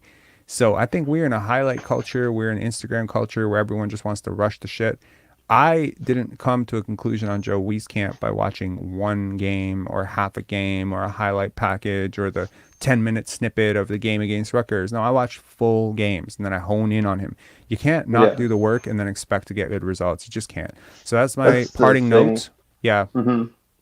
Oh, no, I was just agreeing. I mean, if you know the player more intimately, like I'm a Kansas fan, so, I've gone to see certain guys for 4 years, maybe 1 year. I saw an Andrew Wiggin, a Josh Jackson come in, while, Frank Mason's, Devontae Grahams of the world were, the 4-year guys who were actually running the program. Yeah. Well, that's exactly the Chet Holmgren, argument of, well, you don't know what you don't know, right? Mm-hmm. It can hold true for older prospects as well, right? When you look at an older prospect, you say, well, now I have, 4 years. But the problem is with 4 years, the gaps become very apparent.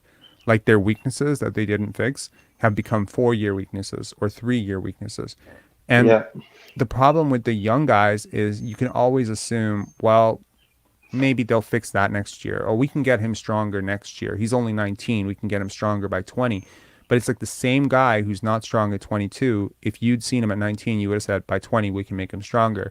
There's another argument to be made that NBA development is better than NCAA development in most cases. And so maybe teams are batting on the fact that, hey, if we get this guy earlier, we can fix a lot of the things that they didn't fix at Gonzaga or didn't fix at Arizona, or this player didn't fix themselves in the offseason, getting him earlier. I think there is a value to younger players for sure, because I do believe that as the brain is developing, good and bad habits can be cemented at a very young age. So like the ages between, it's the disaster of AAU basketball. In reality, it really is. Like you look at so many AAU teams being coached by parents who don't know what the fuck they're doing, or, you look at Canada basketball so many times, when we had basketball teams, they were being coached by gym teachers or volunteers or parents who are volunteering. That's not right. You need to hire people who actually know how to train somebody. Like you might have a 6'2", 6'3", 6'4" prospect who has a great potential as a guard. A parent or someone who doesn't know what the fuck they're doing, they have a kid on the team who wants to play guard. They make sure that the best thing that this 6'4" guy can do is play center, and they completely hijack his entire career, and they give him all the skill sets that he doesn't need to have. They tell him to not shoot threes, even though he needs to shoot threes in order to make it to Division I. So many people get like their careers undercut. And so yes, if the NBA has a program where high school players can come in and be part of the G League, for sure, I think most NBA teams, some NBA teams, are going to do a much better job than most college teams are developing. But there is also the social component of going to college, being the man on campus, etc. I'm not sure if that necessarily helps. Being the most important person in a building, and then the ego drop of being the 15th most important person in a new building. I don't know if that's helpful, but I'm Yeah. sure there's some stats on it. Anyway, KW Raptor I fans. just, yeah, sorry, just as a parting note, because you brought it up, the draw came out yesterday for the World Cup. I'm obviously a big Canada basketball guy, and I talked to you about it a few times Mm-hmm. calling in, but we avoided Serbia, Lithuania, so we have Latvia, Lebanon, and France in our group. But still, we might see France, Wemby, Gobert, maybe Embiid, maybe. maybe He's Embiid. actually, yeah, he's a French citizen and an American citizen, so he can actually he's eligible to play for both. But Wow. yep, and then obviously Porzingis and Bertans. Latvia, I Hmm. don't think they're gonna make a bunch of noise, but they had a good qualifier, 11-1. So were Hmm. we. Anyways, Yeah, yep. that's interesting. I heard Nick Nurse say that, like winning a gold medal is really important with Canada, that he's really committed to it. I'm really happy to hear that. And Hmm. honestly, like I think some people were I read a comment on Facebook today of someone saying, I can't believe this is what's wrong with him. He wants a gold medal more than he wants an NBA championship. Well, he got an NBA championship. Now he wants a gold medal. I fully understand Yeah, that. And as critical as I've been of Nick Nurse, I'm happy to hear him say that, winning a gold medal is on in the cards for him, or that just it's important to him, or maybe even that it's more important than an NBA championship, because there's a lot of people out there that would argue that gold medals actually do mean more than championships. I don't know if I I'd agree say with them, so. but I mean, for certain guys, I mean, playing on the you Olympic you can stage for definitely your make a country. yeah, you can definitely make a case that it is like, if Argentina wins a gold medal, I think it probably counts. I don't know, like, how does Manu Ginobili distinguish between gold and a championship? I think for him, Mhm. maybe it's up to the individual, but there's definitely a case to be made that a gold medal is equivalent to a championship when it comes to basketball Hall of Fame, etc. Because yeah, I mean, shit, it's not easy to win a gold medal, especially if you're not on Team USA. But then again, Yeah, like, what's the gap between Team USA and the second best team versus the Golden State Warriors with Kevin Durant? You know what I mean? Like, true. yeah. Anyways, man, have a good one. Yeah, thanks Peace. for having me on. Yeah. See Good ya. day. Yeah. All right. Our 1 hour stream turned into a 2 hour stream, and such is life. Anyways, I'd be remiss if I did not tell you that tickets are suddenly flying off the hizzle. Thank you so much. I also want to say this has been the best month financially for Pensire basketball. I was not expecting that to happen, but it has been. That's really cool. And there's a sponsorship that I'm supposed to take, and then I just completely ghosted them on the email, so I should probably get back to them really soon. But yeah, it's been really cool, man. So thank you. I think we had like $680 worth of super chats this month, which is crazy. Most of them came during the watch party and the playoff preview stuff, but it was really encouraging, man. Our channel is growing again. Subscribers are growing again, so I was really happy to see that. And also, like, thank y'all. Like, whoever bought some tickets last night for the Pendants Film Festival, thank you so much, man. It means a lot to me. Like, honestly, like, we're a little bit behind with Pendants prep and stuff, and yeah, it's a big task to put on a film festival for sure, and it really means a lot to me. So just in case y'all missed it, link in the bio. Pendants is taking place May 14th, May 12th to 14th, and yes, I will definitely be there. Obviously, I run the film festival. Of course, I will be there. And if you over the next week, I'm going to show you like one clip at a time, maybe like one trailer at a time of some of the films that are coming. If you like international films, if you don't mind subtitles, some films are funny, some films are thoughtful. And there's also, like, if you're looking for something to do on Mother's Day, the Sunday night screening, which is like the 5 o'clock screening, is a dope Mother's Day gift. So yeah, definitely check the link in the bio for those films. And yeah, come meet me. Come meet me on the red carpet. I don't like taking pictures, but I'll take one with you. All right, peace. Have a good one. And just to close this video out, I'm just gonna play the trailer for the Pendants Film Festival event. All right, peace, guys.